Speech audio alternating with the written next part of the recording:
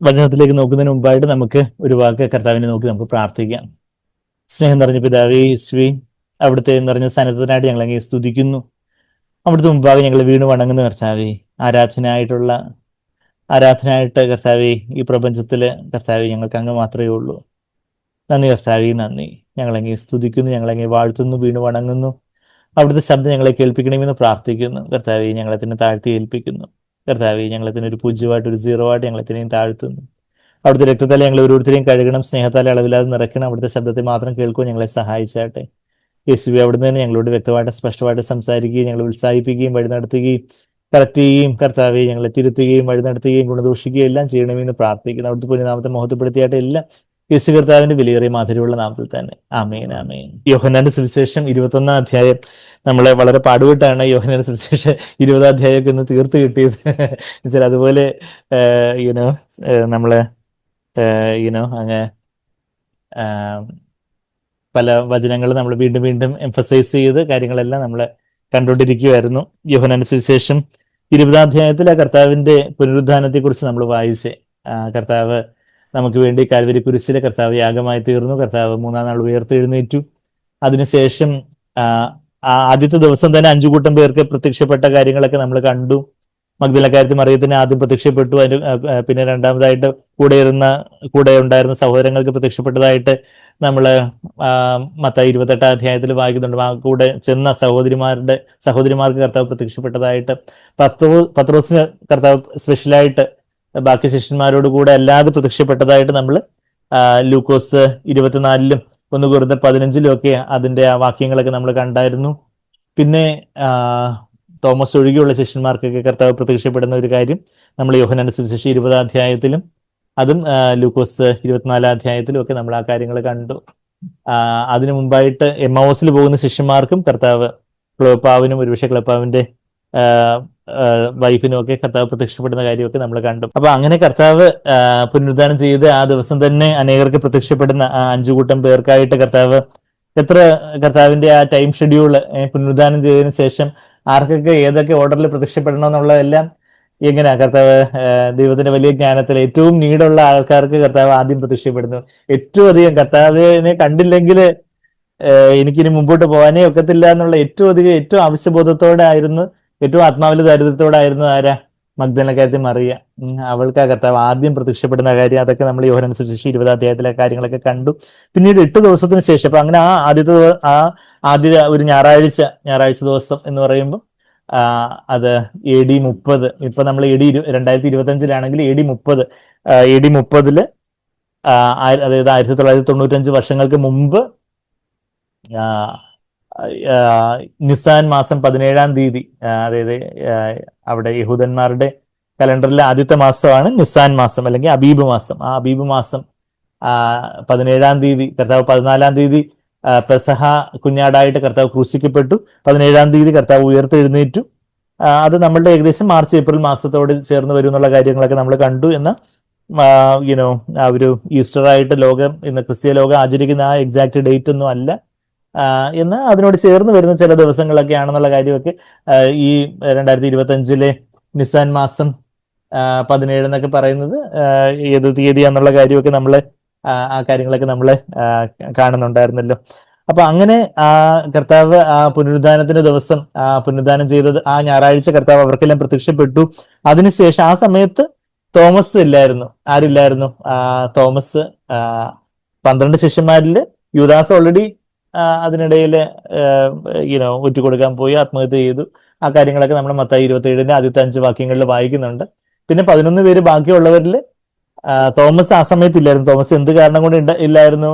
ഒരു പക്ഷേ ഭക്ഷണം വാങ്ങിക്കാൻ പോയോ അല്ലെങ്കിൽ വേറെ എന്തെങ്കിലും ആവശ്യത്തിനായിട്ട് പോയോ എന്താണെന്ന് നമുക്കറിയില്ല. പക്ഷെ എങ്കിലും തോമസിന് ചില അവിശ്വാസം ഉണ്ടായിരുന്നു, ചില സംശയങ്ങൾ ഉണ്ടായിരുന്നു, തോമസിൻ്റെതായ ചില ഒരു കടുംപിടുത്തം എല്ലാം ഉണ്ടായിരുന്നു. എന്നാൽ ആ ഒരു തോമസിന്റെ ആ ഒരു നിലയിലേക്ക് ഇറങ്ങി വന്ന കർത്താവിന്റെ സ്നേഹത്തെക്കുറിച്ചൊക്കെ നമ്മൾ യോഹന്നാന്റെ സുവിശേഷം 20-ാം അധ്യായത്തിന് 24 മുതലുള്ള വാക്യങ്ങളിലൊക്കെ നമ്മൾ ആ കാര്യങ്ങൾ കണ്ടു. തോമസ് കർത്താവിന്റെ വിലാവില് കൈയിട്ട് നോക്കണം, കർത്താവിന്റെ ആണിപ്പഴുതുള്ള കരങ്ങളിൽ വിരലിട്ട് നോക്കണം എന്നൊക്കെ പറയുന്ന അതേ ഡയലോഗ് തോമസ് അത് ശിഷ്യന്മാരോടാ പറഞ്ഞത്. 24-25 വാക്യങ്ങളിൽ, യോഹന്നാൻ 20-ന്റെ 24-25 വാക്യങ്ങളിൽ. എന്ന സർവശക്തനായ ദൈവം പുനരുദ്ധാനം ചെയ്ത യേശുവിനെ അത് കേൾക്കാന് കർത്താവിന് യുനോ കേൾവിക്കുറവൊന്നും ഇല്ലായിരുന്നു. കർത്താവ് അതേ ഡയലോഗ് തന്നെ പറഞ്ഞുകൊണ്ട്, നീ അങ്ങനെയാണോ നിനക്ക് വിശ്വസിക്കാൻ പറ്റത്തുള്ളൂ എങ്കിൽ അങ്ങനെ വിശ്വസിച്ചു. എന്തുകൊണ്ടെന്നാൽ ഈ തോമസ് വേണം ഇനിയിപ്പം വിശ്വാസ വീരനായിട്ട് കേരളക്കരയിലൊക്കെ വന്ന് സുവിശേഷമൊക്കെ പറഞ്ഞ് അന്ധകാരം നിറഞ്ഞ നമ്മുടെ അന്ധകാരങ്ങളും അനാചാരങ്ങളും ഒക്കെ നിറഞ്ഞിരുന്ന അന്നത്തെ അന്നത്തെ അതുപോലെ ദുരാചാരങ്ങളും അന്ധവിശ്വാസങ്ങളും അതുപോലെ വളരെ അന്ധകാരം നിറഞ്ഞതായിട്ടുള്ള ആ ഒരു സമയത്ത് കേരളക്കരയിലെ AD 54 എൻ്റെ ഓർമ്മ, 52 54 നമ്മൾ ജസ്റ്റ് ഒന്ന് ഗൂഗിളിൽ നോക്കിയാൽ അറിയാം. തോമസ് കേരളത്തിൽ വന്ന് 54 തോന്നുന്നു വന്ന് ഇറങ്ങിയതും അങ്ങനെ കേരളത്തിലെ അനേക ഇടങ്ങളിൽ സുവിശേഷത്തിന്റെ വെളിച്ചം വീശുന്നതും. അങ്ങനെ അദ്ദേഹം പിന്നെ തമിഴ്നാട്ടിലേക്കൊക്കെ പോയി, ചെന്നൈക്ക് അടുത്ത് മൈലാപ്പൂർ അവിടെ ഇന്നും അവിടെയാണ് അദ്ദേഹം രക്തസാക്ഷിത്വം വഹിച്ചത്. സെന്റ് തോമസ് മൗണ്ട് എന്നൊക്കെ പറഞ്ഞ് അവിടെ ചെന്നൈയിൽ ഇന്നും അവിടെ ആ സ്ഥലമൊക്കെ ഉണ്ട്. തോമസ് രക്തസാക്ഷിത്വം വഹിച്ചെന്ന് വിശ്വസിക്കപ്പെടുന്ന ആ സ്ഥലമൊക്കെ. അപ്പൊ അങ്ങനെ ആ തോമസിനെ അത്രയധികം വിശ്വാസത്തിൽ ഉറപ്പിക്കേണ്ടതായിട്ടുണ്ടായിരുന്നു. അപ്പൊ അതുകൊണ്ട് കർത്താവ് വീണ്ടും അവനായിട്ട് പ്രത്യേകമായിട്ട്, ബാക്കി എല്ലാവരും ഉണ്ടായിരുന്നു എന്ന് തോമസിനായിട്ടുള്ളൊരു പ്രത്യക്ഷപ്പെടില്ല. അപ്പൊ നമ്മൾ ആ കാര്യങ്ങളിൽ നിന്നൊക്കെ നമ്മളുടെ ജീവിതത്തോടനുബന്ധിച്ച് നമ്മളുടെ ജീവിതത്തിലെയും പല പരാജയങ്ങളും പല സംശയങ്ങളും നമ്മളുടേതായ ചില കടുംപിടുത്തങ്ങളും ഒക്കെ ഉള്ള ആ നിലയിലേക്ക് കർത്താവ് ഇറങ്ങി വരുന്ന ഒരു കർത്താവിന്റെ ഒരു സ്നേഹം, നമ്മളെ കർത്താവ് ആ ഒരു രീതിയിൽ തേടി വന്നില്ലായിരുന്നെങ്കിൽ ഇത് നമ്മൾ ആരെങ്കിലും ഇവിടെ ഉണ്ടായിരിക്കൂ?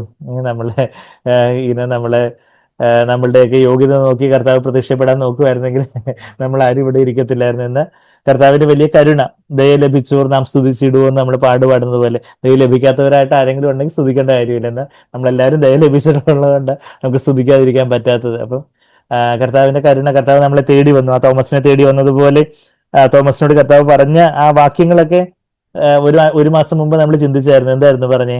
Do not be unbelieving but be believing. ആ 20-ാം അധ്യായത്തിന്റെ 27-ാമത്തെ വാക്യമൊക്കെ നമ്മൾ കണ്ടായിരുന്നു അല്ലേ? Do not be unbelieving. കർത്താവിന്റെ അരുമസ്വരം തോമസിന്റെ ചെവികളിൽ പിന്നീട് തോമസിന്റെ അന്ത്യശ്വാസം വരികയും അത് മുഴങ്ങി കണ്ടു. Do not be unbelieving but believing. 27-ാമത്തെ വാക്യം, അവിശ്വാസിയാകാതെ വിശ്വാസിയായിരിക്കുക എന്ന് പറഞ്ഞു. അപ്പൊ നമ്മളുടെ ജീവിതത്തിലും ഓരോരോ പ്രതിസന്ധികളും പ്രതികൂലങ്ങളും ഒക്കെ വരുന്ന സമയത്ത് കർത്താവിന്റെ ആ സ്വരം, എൻ്റെ മകനെ, എൻ്റെ മകളെ, നമ്മുടെ പേര് അവിടെ എഴുതി ചേർത്ത് നമുക്ക് വായിക്കാം. അവിശ്വാസിയാകാതെ നീ വിശ്വാസിയായിരിക്കുക. Do not be unbelieving. പല സമയത്തും ദൈവത്തിന് ഇതൊക്കെ സാധ്യമാണോ? ഇത്രയൊക്കെ ചെയ്തു, ഇനിയിപ്പം വീടിന്റെ നമ്പർ കിട്ടാൻ ആണ് പ്രയാസം. അപ്പൊ ഇനി ദൈവത്തിന് സിസ്റ്റർ സാക്ഷ്യം പറഞ്ഞാൽ ദൈവം സഹായിക്കും, വിശ്വസിക്കുന്നു എന്ന് ഏറ്റു പറഞ്ഞതുപോലെ കർത്താവ് ചെയ്യും. ഡു നോട്ട് ബി അൺബിലീവിങ്, അവിശ്വാസിയാകാതെ വിശ്വാസിയായിരിക്കും. അത് നമ്മൾ 27-ാമത്തെ വാക്യത്തിൽ എന്താ നമ്മൾ വായിച്ച്?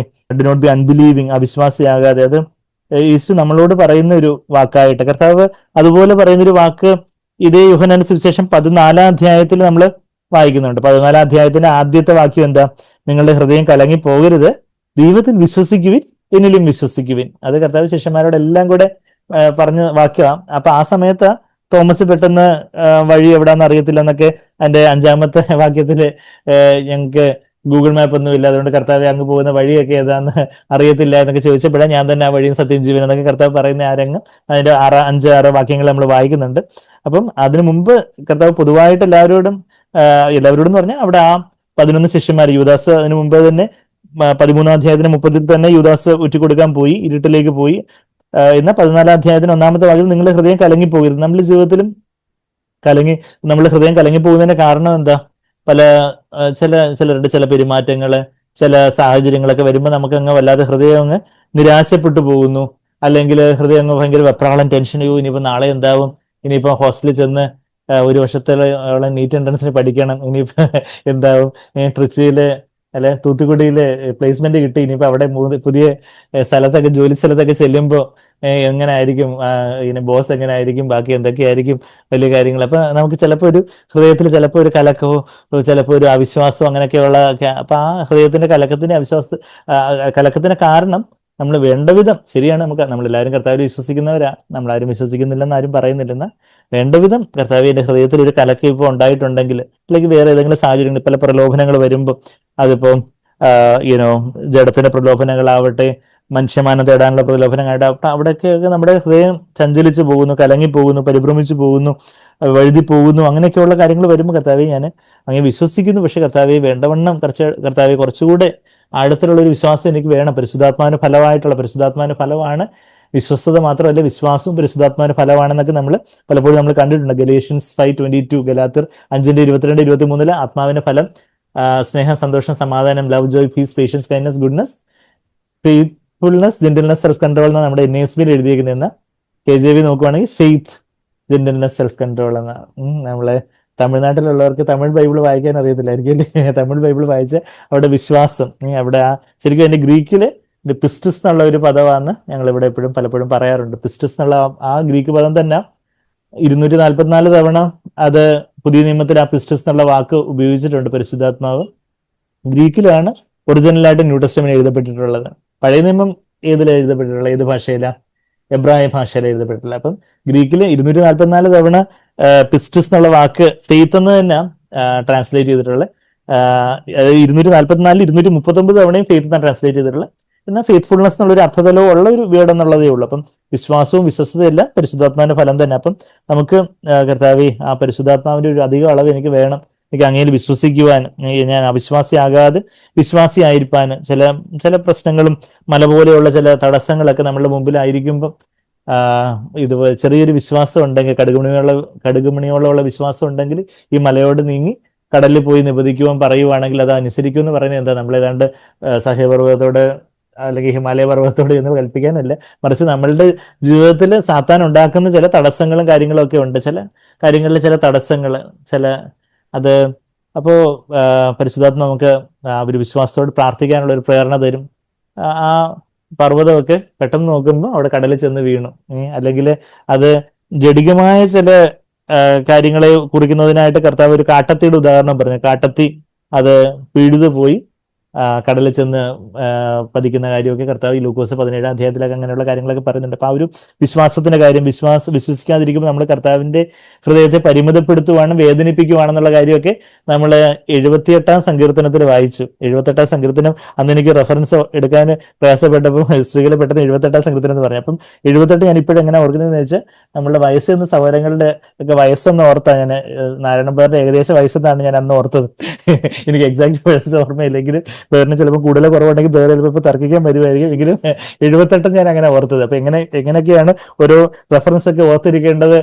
MCQ ഒക്കെ പഠിക്കുമ്പോൾ ഇനിയിപ്പോൾ ഒത്തിരി വാല്യൂസും ഫോർമുലയൊക്കെ ഓർത്തിരിക്കാനൊക്കെ ഉള്ള ട്രിക്കുകൾ പറഞ്ഞതാണ്. 78 പറയുമ്പോൾ ഇന്നയാളുടെ വയസ്സായിരിക്കും, അല്ലെങ്കിൽ വേറെ ഏതെങ്കിലും വരുമ്പോൾ ഇന്നതിനോട് ചേർന്ന് നമുക്ക് ഓർക്കാൻ രസകരമായിട്ട് ഓർക്കാൻ പറ്റുന്ന എന്തെങ്കിലും കാര്യങ്ങളോട്ട് കോർത്തിണക്കി നമ്മൾ ഓർക്കുമ്പോൾ, അതായത് ലോങ് ടേം മെമ്മറിയിലുള്ള ഏതെങ്കിലും ഒരു കാര്യത്തോട് കോർത്തിണക്കി നമ്മൾ പുതിയതായിട്ട് പഠിക്കുന്ന കാര്യം ഷോർട്ട് ടേം മെമ്മറിയിലോട്ടാണ് വരുന്നത്. അപ്പം short term memory long term മെമ്മറിയിലോട്ട് ആക്കാനുള്ള ഒരു വഴി എന്ന് വെച്ചാൽ പുതിയതായിട്ട് പഠിക്കുന്ന കാര്യം ഓൾറെഡി അറിയാവുന്ന കാര്യമായിട്ട് കോർത്തിണക്കി കോറിലേറ്റ് ചെയ്ത് പഠിക്കുമ്പോൾ അതും കൂടെ നമുക്ക് ഓർത്തിരിക്കാനൊക്കെ. അതാ ഞാനിപ്പോൾ 78 സങ്കീർത്തനം എന്ന് ഓർത്തത്. അപ്പൊ 78 സങ്കീർത്തനത്തിന്റെ അതിന് 41 വാക്യത്തിൽ അവർ പിന്നെയും പിന്നെയും ദൈവത്തെ പരീക്ഷിച്ചു, ഇസ്രായേലിന്റെ പരിശുദ്ധനെ മുഷിപ്പിച്ചു.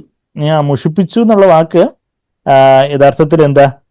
പെയിൻഡ് എന്നുള്ള വാക്ക് ഇംഗ്ലീഷിൽ എഴുതിയേക്കുന്നത് KJV ലിമിറ്റഡ് എന്നാണ് എഴുതിയേക്കുന്നത്. അപ്പൊ നമ്മളത് പറഞ്ഞു. ടവ എന്ന് പറഞ്ഞൊരു പദമാ അവിടെ ഉപയോഗിച്ചിരിക്കുന്നത്. ടവ എന്ന് പറഞ്ഞ പദം, ആ എബ്രായ പദം ലിമിറ്റ് എന്നും പെയിൻ എന്നും ട്രബിൾ എന്നും ഒക്കെ മീനിങ് ഉള്ള പദം. അപ്പം നമ്മൾ യഥാർത്ഥത്തിൽ ദൈവത്തെ പരീക്ഷിക്കുമ്പോൾ, ദൈവത്തെ വിശ്വസിക്കാതിരിക്കുമ്പോൾ, ദൈവത്തിനെതിരായിട്ട് മത്സരിക്കുമ്പോൾ, അതിന്റെ മത്സരിക്കുന്ന കാര്യമൊക്കെ അതിന്റെ 40 വാക്യത്തിൽ നമ്മൾ വായിക്കുന്നത്, മത്സരിച്ച കാര്യമൊക്കെ റിബലായിട്ട് അങ്ങനെയൊക്കെ ചെയ്യുമ്പോൾ നമ്മൾ ദൈവത്തെ ലിമിറ്റ് ചെയ്യുകയാണ്, ദൈവത്തെ പരിമിതപ്പെടുത്തുകയും ദൈവത്തെ വേദനിപ്പിക്കുകയൊക്കെ ചെയ്യുകയാണ്, കർത്താവിനെ വേദനിപ്പിക്കുകയാണ്. അപ്പൊ ആ ഒരു വിശ്വാസത്തിന്റെ കാര്യമൊക്കെ നമ്മൾ കഴിഞ്ഞ മാസം നമ്മുടെ തോമസ് ബ്രദറിന്റെ വീട്ടിൽ വെച്ച് അന്ന് നമ്മളെ ആ ഒരു ബലഹീനതയിൽ നമ്മളെ വിശ്വാസത്തെ ഉറപ്പിക്കുന്ന ആ ഒരു കർത്താവിന്റെ ആ ഒരു സ്നേഹത്തെ കുറിച്ചൊക്കെ മെയിനായിട്ട് നമ്മൾ കഴിഞ്ഞ മാസം ഈ പോർഷനിൽ നമ്മൾ കണ്ടത്. അതിനുശേഷം നമ്മൾ കാണാതെ വിശ്വസിക്കുന്നതിന്റെ ഭാഗ്യാവസ്ഥയെക്കുറിച്ചും പിന്നെ പല അടയാളങ്ങളും കർത്താവ് 30 വാക്യം, അതായത് യോഹന്നാൻ 20:30 ഞാൻ വായിക്കും. ഈ പുസ്തകത്തിൽ എഴുതിയിരിക്കുന്നത് അല്ലാതെ മറ്റനേകം അടയാളങ്ങളും യേശു തന്റെ ശിഷ്യന്മാർ കാണുക ചെയ്തു. അടയാളങ്ങൾ, അത്ഭുതത്തിന് അടയാളങ്ങൾ ഉള്ള വാക്ക് ഉപയോഗിച്ചിരിക്കുന്നത്.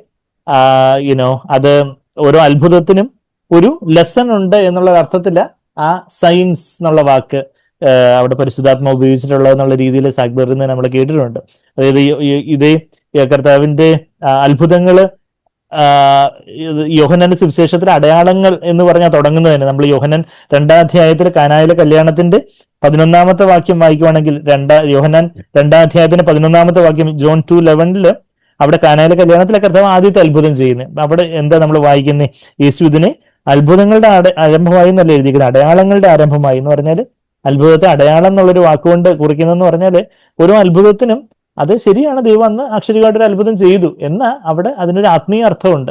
എന്ന് പറഞ്ഞാല് വെള്ളം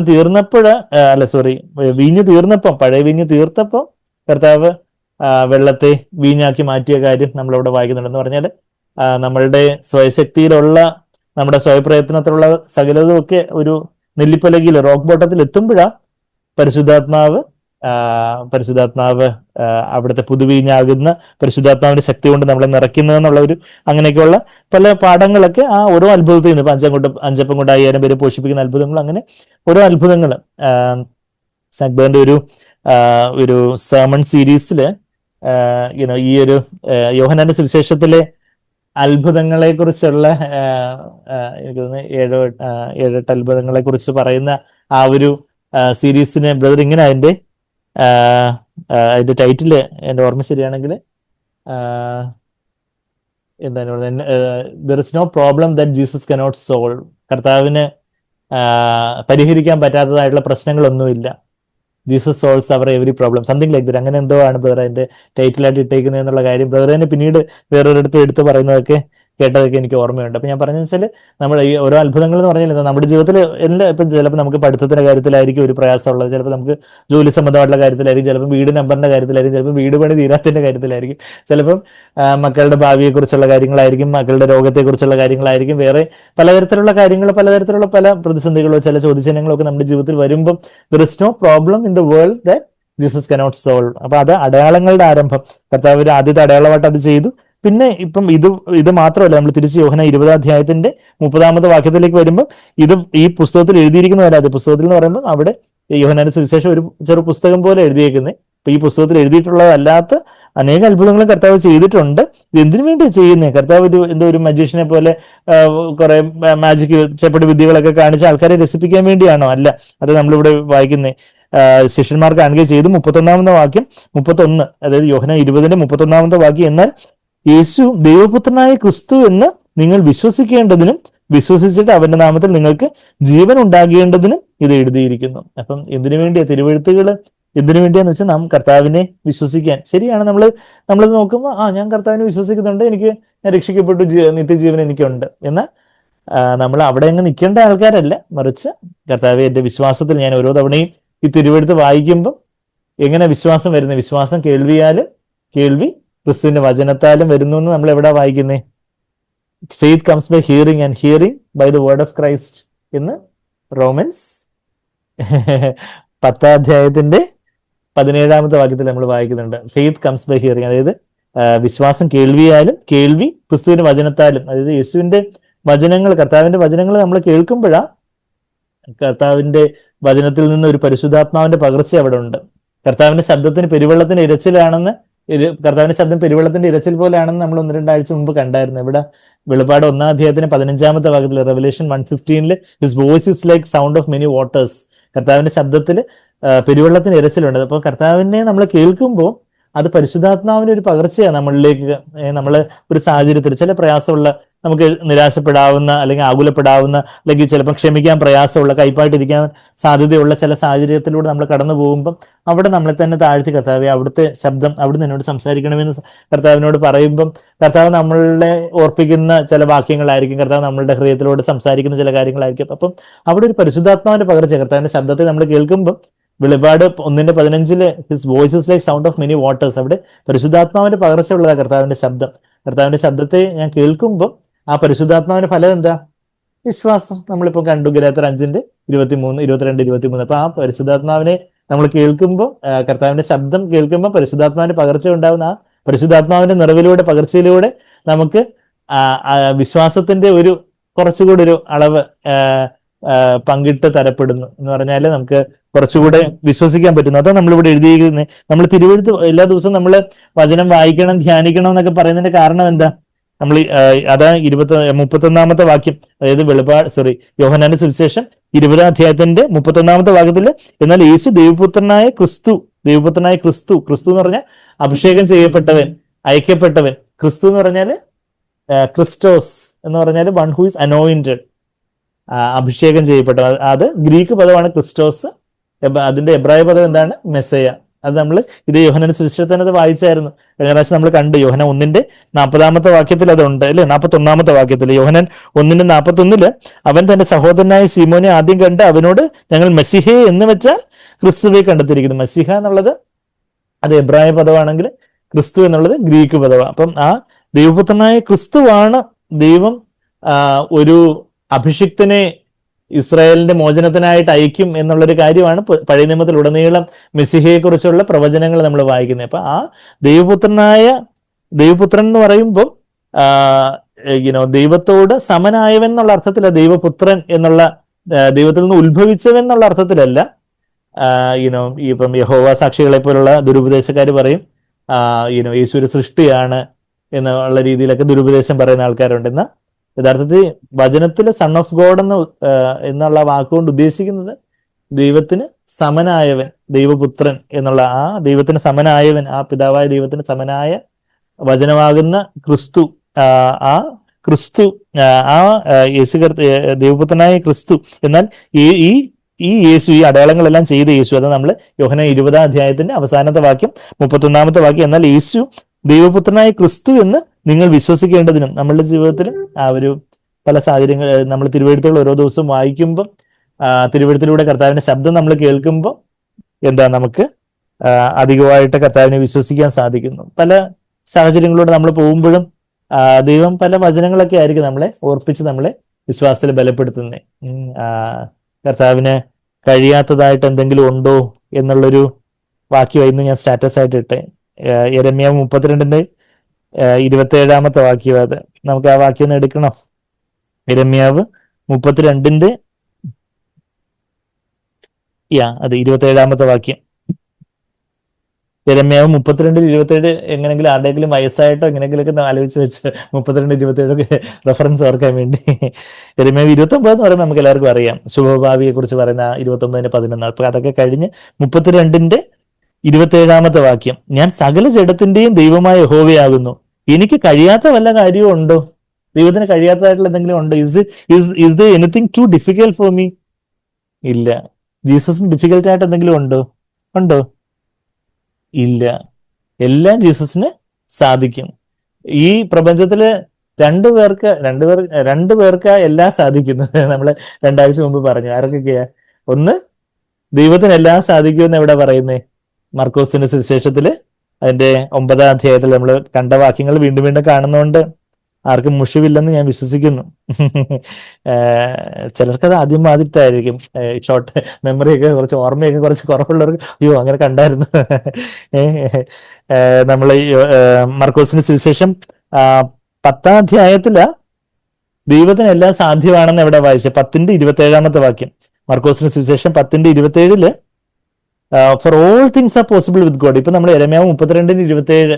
ഇപ്പൊ ഈ വാക്യങ്ങളൊക്കെ പരിശുദ്ധാത്മ നമ്മളെ ഓർപ്പിക്കും. യേശു നമ്മളോട് സംസാരിക്കുവാന് നമ്മൾ ഇതൊക്കെ അനുവദിക്കുവാണെങ്കിൽ, ദൈവസ്നേഹം എന്നോട് വർണ്ണിക്കുക, യേശുവിൻ സ്നേഹം എന്നോട് വർണ്ണിക്കുക എന്നൊക്കെ നമ്മൾ ഇന്ന് പാടി, യേശുവിന്റെ സ്നേഹവും യേശുവിന്റെ വാക്കുകളും ഒക്കെ പരിശുദ്ധാത്മ നമുക്ക് വർണ്ണിച്ച് നമ്മുടെ ഹൃദയത്തിൽ നിന്ന് എഴുതി തരുവാണെങ്കിൽ, കർത്താവ് നമ്മളോട് സംസാരിച്ച വാക്കുകൾ കർത്താവ് ഓർപ്പിക്കും, പരിശുദ്ധാത്മ ഓർപ്പിക്കുമെന്ന് യോഹന്നാൻ 14:26 കർത്താവ് പറയുന്നുണ്ട്. ജോൺ 14:26 പറയുന്നുണ്ട്, the helper will remind you of what all I have spoken to you. അപ്പൊ കർത്താവ് നമ്മളോട് സംസാരിക്കാൻ നമ്മൾ ആദ്യം അനുവദിക്കണം. അപ്പോൾ പല സാഹചര്യങ്ങൾ വരുമ്പോൾ, പല പ്രശ്നങ്ങളും പ്രതികൂലങ്ങളും ഒക്കെ, ഇനിയിപ്പം പ്രശ്നങ്ങളും പ്രതികൂലവും ഒന്നും ഇല്ലെങ്കിൽ പോലും നമ്മളെ ദൈവം എപ്പോഴും കർത്താവിന്റെ സാന്നിധ്യത്തിൽ നമ്മളെ ഉണർത്താനും ഉത്സാഹിപ്പിക്കാനും ഒക്കെ പരിശുദ്ധാത്മ നമ്മൾ ഈ വാക്യങ്ങൾ ഓർപ്പിക്കും. പല കാര്യങ്ങളൊക്കെ വരുമ്പോൾ ഓൾ തിങ്സ് ആർ പോസിബിൾ, എല്ലാം സാധ്യമായിട്ടുള്ളത് ആർക്ക്? ദൈവത്തിന്. മർക്കോസ് 10:27 വാക്യം. പിന്നെ ആർക്ക് എല്ലാം സാധ്യമെന്ന് ചോദിച്ചാൽ ഈ ദൈവത്തിന്റെ കൂട്ടുപിടിച്ചവർക്ക്, ദൈവത്തിലേക്ക് ഇപ്പം ഒരിടത്ത് ഇലക്ട്രിക് പവർ സപ്ലൈ ഉണ്ട്. പിന്നെ ആ വലിയ ഇലക്ട്രോണിക്സ് എഞ്ചിനീയർക്ക് ഇരിക്കും, നമ്മൾ പറയുന്നതിൽ എന്തെങ്കിലും തെറ്റുണ്ടെങ്കിൽ അവർ തിരുത്തും. അപ്പൊ ആ പവർ സപ്ലൈയിലോട്ട് ടാപ്പ് ചെയ്ത് നമുക്കും അവിടെ ഇലക്ട്രിക് ഫ്ലോ ഉണ്ടാവും എന്ന് പറഞ്ഞാൽ നമുക്ക് ആ ഇലക്ട്രിക് ഫ്ലോ വേറൊരു ഗാഡ്ജറ്റിന് വേണ്ടി ഉപയോഗിക്കാം എന്ന് പറയുന്നത് പോലെ. അത് മർക്കോസ് 10:27 കർത്താവിന്, ദൈവത്തിനെല്ലാം സാധിക്കും. പിന്നെ ആർക്കും എല്ലാം സാധിക്കുന്നത് Markos 9:23 all things are possible to him who believes. ഈ കർത്താവിനെ വിശ്വസിക്കുന്നവർക്ക്, ഈ ദൈവത്തെ വിശ്വസിക്കുന്നവർക്കെല്ലാം സാധിക്കും. ദൈവത്തിന് എന്തെങ്കിലും പ്രയാസമായിട്ട് കർത്താവ് പറയോ, ബാക്കിയുള്ള പല കാര്യങ്ങളൊക്കെ എനിക്ക് എളുപ്പമായിരുന്നു, ഇത് കുറച്ച് പ്രയാസമാണ് ഇന്ന് പറയാൻ തക്കവണ്ണം കർത്താവിന് എന്തെങ്കിലും ഉണ്ട്. ഈ ഈ പോർഷനൊക്കെ ഒന്ന് എനിക്ക് മനസ്സിലാക്കി തരാൻ, എനിക്ക് നിന്നെ കുറച്ച് മനസ്സിലാക്കി തരാൻ എനിക്ക് കുറച്ച് പ്രയാസമാണ് എന്ന് കർത്താവിനൊന്നും പ്രയാസമായിട്ടില്ല. നമുക്ക് സ്വീകരിക്കാനുള്ള നമ്മളുടെ ഒരു ലിമിറ്റേഷന്റെ, നമ്മളുടെ ഒരു ചില പരിമിതികളേ ഉള്ളൂ. എന്നാൽ കർത്താവിനൊന്നും അസാധ്യമായിട്ടില്ല. അവിടുന്ന് എല്ലാ ജഡത്തിന്റെയും he's the God of all flesh. ശരിക്കും അതുപോലുള്ള വാക്യങ്ങളൊക്കെ നമ്മളുടെ ഇത്രയധികം സർവശക്തനായ ദൈവം, what a mighty God we serve. ഇങ്ങനെ പണ്ട് ഇങ്ങനെ ഞങ്ങൾ ഉറങ്ങാൻ നേരത്ത് പെട്ടെന്ന് what a mighty God we serve എന്ന് പറയുന്ന ശബ്ദം കേൾക്കും. നോക്കുമ്പോൾ പ്രാർത്ഥന പോയി ഉറക്കത്തിൽ പാടുക. അപ്പൊ ഞങ്ങൾക്ക് ഭയങ്കര സന്തോഷമായിരുന്നു. ശരിക്കും പറഞ്ഞാൽ ആ സമയത്ത് നമ്മളുടെ വിശ്വാസത്തെ ആ ഒരു ശിശുക്കളുടെ വായിലൂടെ ദൈവം ശക്തിയും സ്തോത്രത്തെയൊക്കെ നിയമിച്ചിരിക്കുന്നുവെന്ന് 8-ാം സങ്കീർത്തനത്തിൽ പറയുന്ന കാര്യം കർത്താവ് മത്തായി 21-ാം കർത്താവ് അത് യെരൂശലേമിലേക്ക് എല്ലാവരും കൂടെ കർത്താവ് കഴുതപ്പുറത്ത് വരുന്ന സമയത്ത് കർത്താവ് അത് പറയുന്നുണ്ട്, കുഞ്ഞുങ്ങൾ സ്തോത്രം ചെയ്യുന്ന സമയത്ത്. അപ്പം what a mighty God we serve, എത്ര വലിയൊരു ദൈവമാണ് നമുക്കുള്ളത്. അപ്പം അത് നമ്മൾ തിരിച്ച് ഞാൻ യോഹന്നാൻ 20-ാം 31 കറന്റ് ലൊക്കേഷൻ എവിടെ, തിരിച്ച് നമ്മൾ യോഹന്നാൻ 20-ന്റെ 31 കറന്റ് ലൊക്കേഷൻ, ലൈവ് ലൊക്കേഷൻ ഒക്കെ നമ്മൾ വാട്സപ്പിൽ ഷെയർ ചെയ്ത് കൊടുക്കുന്നുണ്ട്. അപ്പൊ അത് 31-ാമത്തെ വാക്യത്തിൽ എന്താ പറയുക, എന്നാൽ യേശു ദൈവപുത്രനായ ക്രിസ്തു എന്ന് നിങ്ങൾ വിശ്വസിക്കേണ്ടതിനും. നമ്മൾ തിരുവെഴുത്ത് വായിക്കുമ്പോൾ ഇത് എന്തിനു വേണ്ടി ഇതെല്ലാം എഴുതിയിരിക്കുന്നത്? യേശു കർത്താവിൽ വിശ്വസിക്കാൻ വേണ്ടിയാ. കർത്താവാണ് അഭിഷിക്തൻ, കർത്താവാണ് പരിശുദ്ധാത്മാവിന്റെ അഭിഷേകത്തോടെ എൻ്റെ പിതാവ് എനിക്ക് വേണ്ടി അയച്ച അഭിഷിക്തനായ കർത്താവാണ് എൻ്റെ യേശു കർത്താവ്. ആ കർത്താവിനെ എനിക്ക് വിശ്വസിക്കാം. ഏതൊരു സമയത്തും കർത്താവ് എന്നെ കൈവിട്ട് കളയത്തില്ല, എന്നെ കൈവിടുകയില്ല, ഉപേക്ഷിക്കുകയില്ല, എന്നെ ഒരു നാളും ഉപേക്ഷിക്കാത്തൊരു കർത്താവ്. എബ്രായർ 13-ന്റെ 5-ാമത്തെ വാക്യത്തിൽ നമ്മൾ വായിക്കുന്നത്, he will never forsake me, no he desert me, he will never desert me, no forsake me. കർത്താവിനെ കൈവിട്ട് കളയോ ഉപേക്ഷിക്കുകയോ ചെയ്യത്തില്ല. മത്തായി 28-ന്റെ അവസാനം എല്ലായിടത്തും പോയി ശിഷ്യന്മാരെ ആക്കുമെന്ന് പറഞ്ഞതിന് ശേഷം കർത്താവ് പറയുന്നുണ്ട്, ഞാൻ നിങ്ങളെ ഒരു നാൾ ഉപേക്ഷിക്കില്ല, ലോകത്തിന് അന്ത്യത്തോളം ഞാൻ നിങ്ങളോട് കൂടി ഉണ്ടെന്ന് പറയുന്നുണ്ട്. അവിടെ ഒരു കൽപ്പനയോടുകൂടിയാണ് പ്രോമിസ് പറഞ്ഞേക്കുന്നത്. അവിടെ എബ്രായർ 13-5 നമ്മൾ എന്താ വായിക്കുന്നത്, അവിടെ അതേ വാക്യം തന്നെ നമ്മൾ വായിക്കുന്നുണ്ട്. അപ്പൊ ആ ഒരു കർത്താവിനെ വിശ്വസിക്കാൻ, I will never desert you, no will I ever forsake you. ഞാൻ നിന്നെ ഒരു നാളും, എബ്രായർ 13-ന്റെ 5-ാമത്തെ വാക്യം, ഞാൻ നിന്നെ ഒരു നാളും കൈവിടുകയില്ല, ഉപേക്ഷിക്കുകയില്ല എന്ന് അവനെ അരുളി ചെയ്തിരിക്കുന്നു. അപ്പൊ ആ ഒരു കാര്യങ്ങളൊക്കെ നമ്മളുടെ കർത്താവിലുള്ള വിശ്വാസത്തെ ഉറപ്പിക്കട്ടെ. ഇന്ന് നിങ്ങൾ വിശ്വസിക്കേണ്ടതിനും വിശ്വസിച്ചിട്ട്, നമ്മൾ വിശ്വസിക്കുമ്പോൾ എന്താ നമുക്ക് ലഭിക്കുന്നത്? ഞാൻ തിരിച്ച് ലൈവ് ലൊക്കേഷൻ യോഹന്നാൻ 20-ാം 31 തിരിച്ചു വന്നു. വിശ്വസിച്ചിട്ട് അവന്റെ നാമത്തില്, യേശുവിന്റെ നാമത്തിൽ, യേശു എന്നുള്ള വാക്കിന്റെ അർത്ഥം രക്ഷകൻ. അവൻ പാപങ്ങളിൽ നിന്ന് രക്ഷിക്കാൻ ഇരിപ്പുകൊണ്ട് അവന് യേശു എന്ന് പേരിടണമെന്ന് മറിയത്തോട് മത്തായി 1-ാം 21-ാമത്തെ വാക്യത്തില് കർത്താവ് മാലാഖ, ദൂതൻ ഗബ്രിയേൽ മാലാഖ മറിയത്തോട് പറയുന്ന ഒരു കാര്യം നമ്മൾ അവിടെ കാണുന്നുണ്ട്. യേശു എന്നുള്ളൊരു കാര്യം, യേശു എന്നുള്ള വാക്ക്, ആ യേശു എന്നുള്ള നാമത്തില് വിശ്വസിച്ചിട്ട് അവന്റെ നാമത്തിൽ നിങ്ങൾക്ക് ജീവൻ ഉണ്ടാകേണ്ടതിനും ഇത് എഴുതിയിരിക്കും. നമ്മൾ കർത്താവിൽ എത്രമാത്രം വിശ്വസിച്ച് ആശ്രയിക്കുന്നുണ്ടോ, അതിനനുസരിച്ച് കർത്താവിന്റെ നാമത്തില്, കർത്താവിന്റെ ആ പാപത്തിൽ നിന്ന് രക്ഷിക്കുക, പാപത്തിന്റെ ശിക്ഷയിൽ നിന്നും ശക്തിയിൽ നിന്നും സാന്നിധ്യത്തിൽ നിന്നും എല്ലാം നമ്മളെ രക്ഷിക്കുന്ന ആ കർത്താവിന്റെ ആ നാമത്തില് നമുക്ക് ജീവൻ എന്ന് പറഞ്ഞാൽ എന്താ? നിത്യജീവൻ. ജീവൻ എന്ന് പറഞ്ഞാൽ കർത്താവിന്റെ സ്വഭാവമാണ് ജീവൻ, കർത്താവിന്റെ ദിവസ്വഭാവം. ജീവൻ എന്ന് പറഞ്ഞാല് നിത്യജീവൻ എന്ന് പറഞ്ഞാൽ ആദിയും അന്തവും ഇല്ലാത്ത ജീവൻ, അത് ദൈവത്തിന്റെ ജീവൻ, ദൈവത്തിന്റെ സ്വഭാവം. അപ്പൊ കർത്താവിന്റെ സ്വഭാവമാണ് ജീവൻ. കർത്താവിനെ അറിയുന്നതാണ് ആ ജീവൻ എന്ന് കർത്താവ് തന്നെ യോഹന്നാൻ 17-ന്റെ 3-ാമത്തെ വാക്യത്തിൽ നമ്മൾ വായിക്കുന്നുണ്ട്. Eternal life is to know God. അപ്പൊ നമ്മൾ തിരുവെഴുത്തുകൾ ഓരോ ദിവസവും വായിക്കുകയും ധ്യാനിക്കുകയും കർത്താവിൽ നിന്ന് നമ്മൾ പല സാഹചര്യങ്ങളിലും തിരുവെഴുത്തുകളിലൂടെയും പല വ്യക്തികളിലൂടെയൊക്കെ കർത്താവിനെ നമ്മൾ കേൾക്കുമ്പോൾ നമുക്ക് കർത്താവിനെ വിശ്വസിക്കാൻ സാധിക്കുന്നു. വിശ്വസിക്കുന്നതിലൂടെ നമുക്ക് ദൈവത്തിന്റെ ആ ഒരു ജീവൻ അധികമായിട്ട്, പരിശുദ്ധാത്മ നമുക്ക് ദൈവത്തിന്റെ ജീവൻ, ദൈവത്തിന്റെ സ്വഭാവവും ദൈവത്തെ അറിയുന്ന ആ നിത്യജീവൻ എന്നുള്ള വാക്കിന്റെ രണ്ടർത്ഥം എന്താ, ഒരു two sides of the same coin മാതിരി. ഒന്ന് കർത്താവിന്റെ സ്വഭാവം, ആദി അന്തമില്ലാത്ത സ്വഭാവം.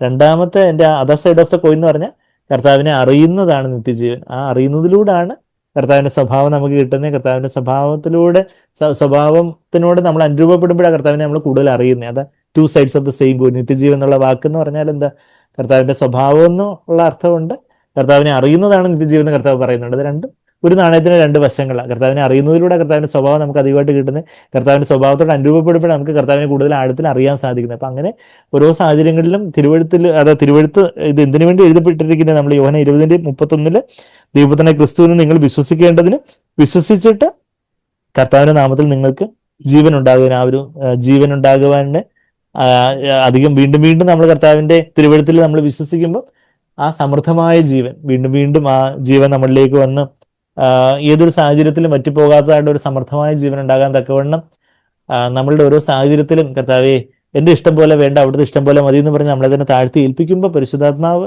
നമ്മളിൽ ഒന്ന് നിറഞ്ഞ് യേശുവിൻ്റെ സ്നേഹത്തെ നമുക്ക് ഓർപ്പിച്ചു തരുന്നു, കർത്താവിൻ്റെ വാക്കുകളെ നമുക്ക് കേൾപ്പിച്ചു തരുന്നു.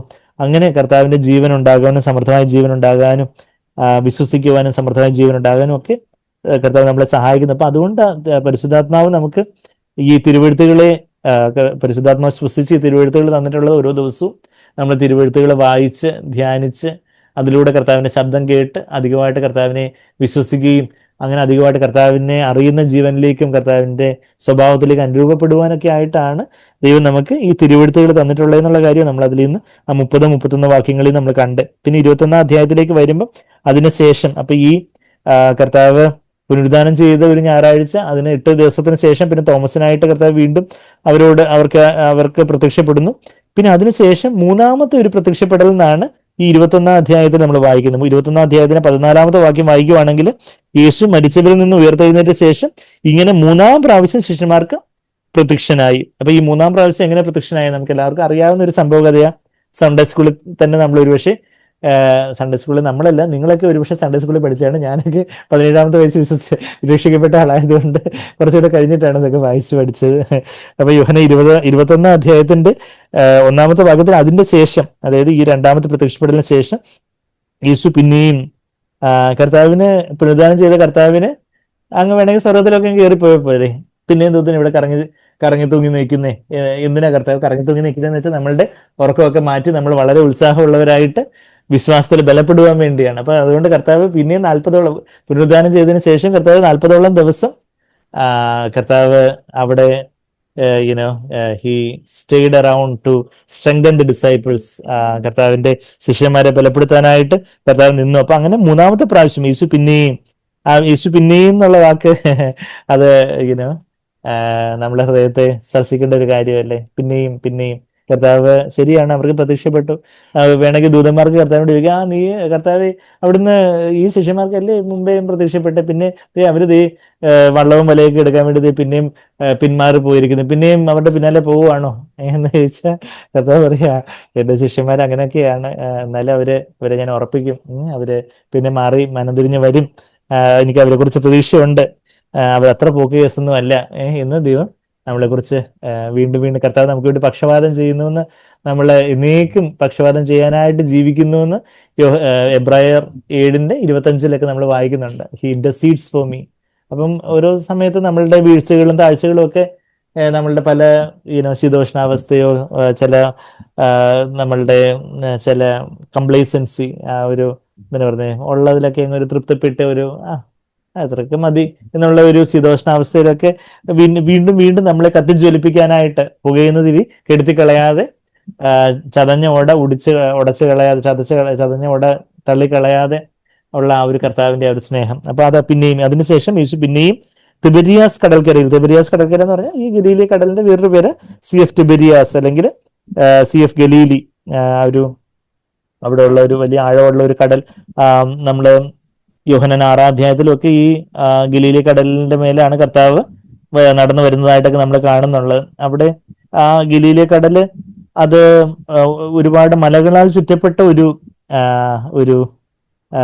ഒരു തടാകമാണ് എന്ന്, അങ്ങനെ ആഴത്തിലുള്ള ഒരു തടാകം ആയതുകൊണ്ട് അങ്ങനെ ഗലീലി കടൽ അല്ലെങ്കിൽ തിബരിയാസ് കടൽ എന്നൊക്കെയാണ് അതിന്റെ പേര് നമ്മൾ വായിക്കുന്നത്. It is a hills around the lake of Galilee എന്നാണ് നമ്മൾ പറയുന്നത്. Many hills around the lake Galilee, it is deep and sudden storms are common. ഒത്തിരി യുനോ ഒത്തിരി പെട്ടെന്നുള്ള കൊടുങ്കാറ്റും കാര്യങ്ങളൊക്കെ ഉണ്ട്. അപ്പൊ അങ്ങനെയൊക്കെ ഉള്ളൊരു ഗലീലി കടൽ. അപ്പൊ ആ ഗലീലി കടൽ നമ്മൾ ലൂക്കോസ് 5-ാം അധ്യായത്തിലും സിമിലർ ആയിട്ടുള്ള ഒരു പോർഷൻ വായിക്കുമ്പോൾ അവിടെ നമ്മൾ എന്താ വായിക്കുന്നത്? ലൂക്കോസ് 5-ാം അധ്യായത്തില് അവിടെ പത്രോസിനെ വിളിക്കുന്ന അവസരത്തില് അവിടെ ഗെനസരേത്ത് തടാകത്തിന്റെ തീരത്ത് അവൻ ഗെനസരേത്ത് തടാകത്തിന്റെ കരയിൽ നിൽക്കുമ്പോൾ പുരുഷാരം അവിടെ ആ പത്രോസിന്റെ പടകിന്മേല് കർത്താവ് ഇരുന്ന് പ്രസംഗിച്ചതും കർത്താവ് പറയുന്ന വാക്കിൽ അവർ വലയിറക്കി വലിയ ക്യാച്ച് കിട്ടുന്നതും പത്രോസിനെ ആദ്യമായിട്ട് ശിഷ്യത്വത്തിലേക്ക് വിളിക്കുന്ന ആ ഒരു കാര്യമൊക്കെ നമ്മൾ അവിടെ വായിക്കുന്നുണ്ട്. നീ മീനെ ഇത് പിടിച്ചുകൊണ്ടിരുന്ന ഇനിയിപ്പം ഞാൻ മനുഷ്യരെ പിടിക്കുന്നവനാക്കും എന്നൊക്കെ പറയുന്ന ആ ഒരു രംഗം ലൂക്കോസ് 5-ന്റെ 10-ാമത്തെ വാക്യത്തിലൊക്കെ നമ്മളെല്ലാവരും വായിച്ചിട്ടുള്ള കാര്യമാണ്. സിമിലർ ആയിട്ടുള്ള കാര്യം. അപ്പം പത്രോസിന്റെ ജീവിതത്തിൽ പറയാം, പത്രോസിന്റെ ജീവിതത്തിന്റെ വിശ്വാസത്തിന്റെ തുടക്കത്തിൽ ഉള്ള അതുപോലെയുള്ളൊരു സംഭവമാണ് പത്രോസിന്റെ വിശ്വാസ ജീവിതത്തിൽ, അതായത് കർത്താവിന്റെ പുനരുദ്ധാനവും കഴിഞ്ഞ് സ്വർഗാരോഹണത്തിന് മുമ്പ് അതുപോലുള്ളൊരു സന്ദർഭമാണ് നമ്മൾ 21-ാം അധ്യായത്തിൽ വായിക്കുന്ന ഒരു കാര്യം. അത് ഗെനസരേത്ത് തടാകത്തിലാണെങ്കിൽ ഇത് തിബിരിയാസ് അല്ലെങ്കിൽ ഗലീലിയ കടൽക്കരയിൽ നടക്കുന്ന ഒരു സംഭവമാണ് നമ്മൾ വായിക്കുന്നത്. അപ്പം നമ്മൾ തിരിച്ച് യോഹന്നാൻ 21-ാം അധ്യായത്തിലേക്ക് വരിക. അതിനുശേഷം യേശു പിന്നെയും തിബിരിയാസ് കടൽക്കരയിൽ വെച്ച് ശിഷ്യന്മാർക്ക് പ്രത്യക്ഷനായത് ഈ വിധമായിരുന്നു. സിമോൻ പത്രോസ്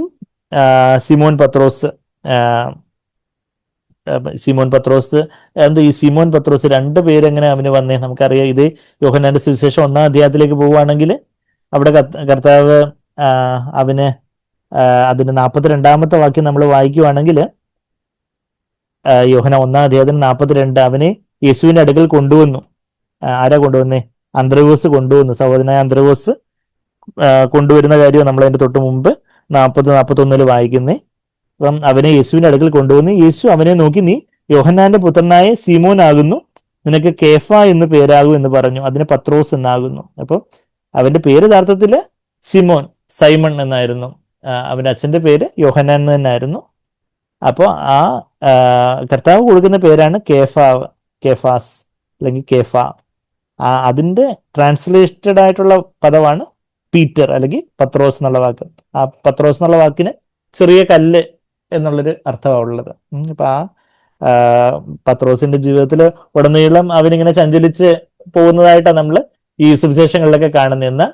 ആ ചഞ്ചലിപ്പൊക്കെ മാറി അവന് അതുപോലെ ഉറപ്പുള്ള ഒരു കല്ലായിട്ട് മാറുന്ന ഒരു തലത്തിലേക്ക് അവൻ പെന്തക്കോസ്ത് നാളിന് ശേഷം വരും എന്നുള്ള കാര്യം കർത്താവിന് അറിയാമായിരുന്നു. അപ്പൊ അതുകൊണ്ട് കർത്താവ് പ്രോഫറ്റിക്കായിട്ട് വളരെ പ്രവചനാത്മാവില് അവന് പേരിട്ടു. അതായത് ഇപ്പം നമ്മളിവിടെ ബദനി മേരി, മഗ്ദലിന മേരി, മദർ മേരിയുടെ കാര്യമൊക്കെ ഞങ്ങൾ കുഞ്ഞുങ്ങൾക്ക് സെക്കൻഡ് നെയിം ആയിട്ട് ഇട്ടെന്നൊക്കെ പറഞ്ഞതുപോലെ പ്രവചനാത്മാവിൽ ഇട്ടു. ഓരോ കാര്യങ്ങളൊക്കെ അവര് ഓരോ കാര്യം എന്തെങ്കിലുമൊക്കെ ഇന്നലെ ഒരു സിസ്റ്റർ എടുത്ത് പൊട്ടിച്ചു, എന്നിട്ട് പറഞ്ഞു പൊട്ടിപ്പോയി എന്ന് പറഞ്ഞു. അപ്പൊ പറഞ്ഞ ഇത് ബദനി മേരിയെ കുപ്പി പൊട്ടിക്കുന്നത് മാത്രമല്ല സിസ്റ്ററും പൊട്ടിക്കാനറിയുന്നു. സിസ്റ്റർ എന്ന് പറഞ്ഞാൽ മറ്റേ സിഗരറ്റ് സിസ്റ്റർ അല്ല കേട്ടോ, തെറ്റിദ്ധരിക്കല്, കത്രിക സിസ്റ്ററാണ്. അപ്പൊ അങ്ങനെയുള്ള കാര്യങ്ങളൊക്കെ പറഞ്ഞതുപോലെ ഇപ്പൊ കർത്താവ് അങ്ങനെ ആയിത്തീരും. നമ്മളുടെ ഇപ്പോഴത്തെ അവസ്ഥ കാണുമ്പോൾ കർത്താവേ എനിക്ക് എന്റെ ജീവിതത്തിൽ ഇങ്ങനെയാണല്ലോ. പക്ഷെ കർത്താവ് നമ്മള് ഭാവിയിൽ ഒരു പരിശുദ്ധാത്മാവിന്റെ നിറവിൽ നമ്മളെ ഏതൊരു തലത്തിലേക്ക് ആയിത്തീരും എന്ന് കണ്ട് നമ്മൾക്ക് ഒരു പുതിയ പേര് തരുന്ന ഒരു കർത്താവിനെ നമ്മളവിടെ കാണുന്നത്. അതാ കേഫാസ്, വിച്ച് ഇസ് ട്രാൻസ്ലേറ്റഡ് പീറ്റർ. അപ്പൊ അതാ സിമോൻ പത്രോസ്, അവന്റെ പേര് തന്നെ അപ്പം സിമോൻ പത്രോസ് എന്ന് ആയിത്തീർന്നു. സിമോൻ എന്ന് അവന്റെ പേര്, കർത്താവ് കൊടുത്ത പേരും കൂടെ ആകുമ്പോഴത്തേക്ക് സിമോൻ പത്രോസ്. അപ്പം ഇത് ചെറിയ ചെറിയ കാര്യങ്ങളാണെങ്കിലും നമ്മൾ ബൈബിളിൽ എവിടെ ഇത് എഴുതിയിരിക്കുന്നതെന്ന് നമ്മൾ മനസ്സിലാക്കുന്നത് നല്ലതാണ്. ഇതൊക്കെ ഇപ്പൊ സൈമൺ ആയാലും പീറ്റർ ആയാലും നമുക്ക് എന്താണെന്നല്ലേ ആ വചനത്തിൽ എന്തൊക്കെയാ എഴുതിയിരിക്കുന്നത്, എവിടൊക്കെയാ എഴുതിയിരിക്കുന്നേ, ആരോ എവിടെയോ പറഞ്ഞു എന്ന് നമ്മളെ എബ്രായ ലേഖനം പറഞ്ഞതുപോലെ എപ്പോഴും നമുക്ക് തടി തപ്പാനൊക്കത്തില്ലല്ലോ. അപ്പൊ അതുകൊണ്ട് നമ്മളിപ്പോ യോഹന്നാൻ 1:42 കണ്ടു. അപ്പം തിരിച്ച് നമ്മൾ കറന്റ് ലൊക്കേഷൻ എവിടെ എത്തി? യോഹന്നാൻ 21-ാം അധ്യായത്തിന്റെ 2-ാമത്തെ വാക്യം. സിമോൻ പത്രോസും ദിദിമോസ് എന്ന തോമസും. തോമസിനെ കുറിച്ച് നമ്മൾ കുറച്ചു മുമ്പ് നമ്മൾ കഴിഞ്ഞ അധ്യായത്തിൽ കണ്ടതേ ഉള്ളൂ. തോമസ് എന്നുള്ള ആ വാക്കിന്റെ അർത്ഥം എന്താ? ട്വിൻ, ഇരട്ട കുട്ടികളുടെ അമ്മ തന്നെ ഉത്തരം പറഞ്ഞു. ആ തോമസ് എന്നുള്ള വാക്കിന്റെ അർത്ഥം ഇരട്ട എന്നുള്ളതാ. ദിദിമോസ് എന്നുള്ള വാക്കിന്റെ അർത്ഥം അത് തന്നെ. ദ്വിതീയം എന്നൊക്കെ പറഞ്ഞാൽ നമുക്കറിയാം. ദ്വിതീയം, അദ്വിതീയം, അദ്വൈതം, ദ്വിതീയം എന്ന് പറഞ്ഞാൽ ദ്വിതീയ അക്ഷരാഭ്യാസം എന്നൊക്കെ പറഞ്ഞാൽ രണ്ടാമത്തെ അക്ഷരത്തിന്റെ പ്രാസം. അപ്പൊ അപ്പൊ ഈ എല്ലാം അവിടെ ബാബേലിന്റെ അവിടുന്ന് ഭാഷ കലങ്ങി വന്നിട്ടുള്ളത് കൊണ്ട് നമ്മളിപ്പോ സംസ്കൃതത്തിലും മലയാളത്തിലും ഒക്കെ ദ്വിതീയം എന്ന് പറഞ്ഞാൽ രണ്ടാമത്തെ എന്ന് പറഞ്ഞതുപോലെ ഇരട്ട എന്നുള്ള വാക്ക് ദിദിമോസ് എന്നുള്ള വാക്കിന്റെ അർത്ഥം. അപ്പൊ സൈമൺ പീറ്റ്, സീമോൻ പത്രോസ് ഉണ്ട്, ഈ വലിയ വിശ്വാസമൊക്കെ പറഞ്ഞ് എൻ്റെ കർത്താവും എൻ്റെ ദൈവമായ എന്നൊക്കെ പറഞ്ഞ് ഉള്ള പത്രോസും തോമസും ഈ പത്രോസിന്റെ കൂടെ അങ്ങ് കൂടി. തോമസ് ലീഡർ മീൻ പിടിക്കാൻ പോകുന്ന ഇപ്പം വലിയ കുറ്റകൃത്യമൊന്നും അല്ല, ശരിയാണ്, അവർക്ക് ലൈവ്ലിഹുഡിനായിട്ട് ആ സമയത്തേക്ക് അതിനു മുമ്പ് വരെ കർത്താവ് അവരുടെ നീഡ്സ് ഒക്കെ പ്രൊവൈഡ് ചെയ്യുമായിരുന്നു. ഇപ്പം കർത്താവ് അവരുടെ കൂടെ അക്ഷരികമായിട്ടില്ല.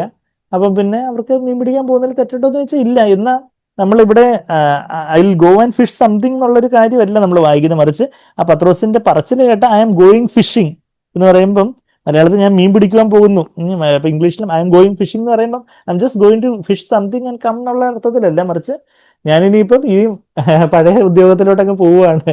ഈ അപ്പോസ്തലന്റെ വലിയ ദൗത്യമൊന്നും എനിക്കിനി ചേർന്ന് വരുത്തില്ല, എന്നെ കൊണ്ടൊന്നും പറ്റത്തില്ല. എനിക്ക് 3 തവണ തള്ളിയും പറഞ്ഞു, കർത്താവ് എനിക്ക് ശരിയാ പ്രത്യക്ഷപ്പെടുകയൊക്കെ ചെയ്തു. എങ്കിലും പത്രോസ് പിന്നെയും ആ പരിശുദ്ധാത്മാവിന്റെ അതുപോലുള്ള ഒരു അഭിഷേകവും കാര്യങ്ങളും ഒക്കെ കർത്താവ് ഊതിയൊക്കെ പരിശുദ്ധാത്മാവിനെയൊക്കെ കൊടുത്തു. അതൊക്കെ അതൊന്നും പോരായിരുന്നു. അപ്പം പത്രോസ് വീണ്ടും പല നിരാശയുടെ ചിന്തയും കാര്യങ്ങളൊക്കെ വന്നപ്പോൾ എനിക്ക് അറ്റ്ലീസ്റ്റ് മീൻ പിടിക്കാനെങ്കിലും അറിയാം, അതുകൊണ്ട് ഇനിയിപ്പം മീൻ പിടിക്കാൻ പോവാം.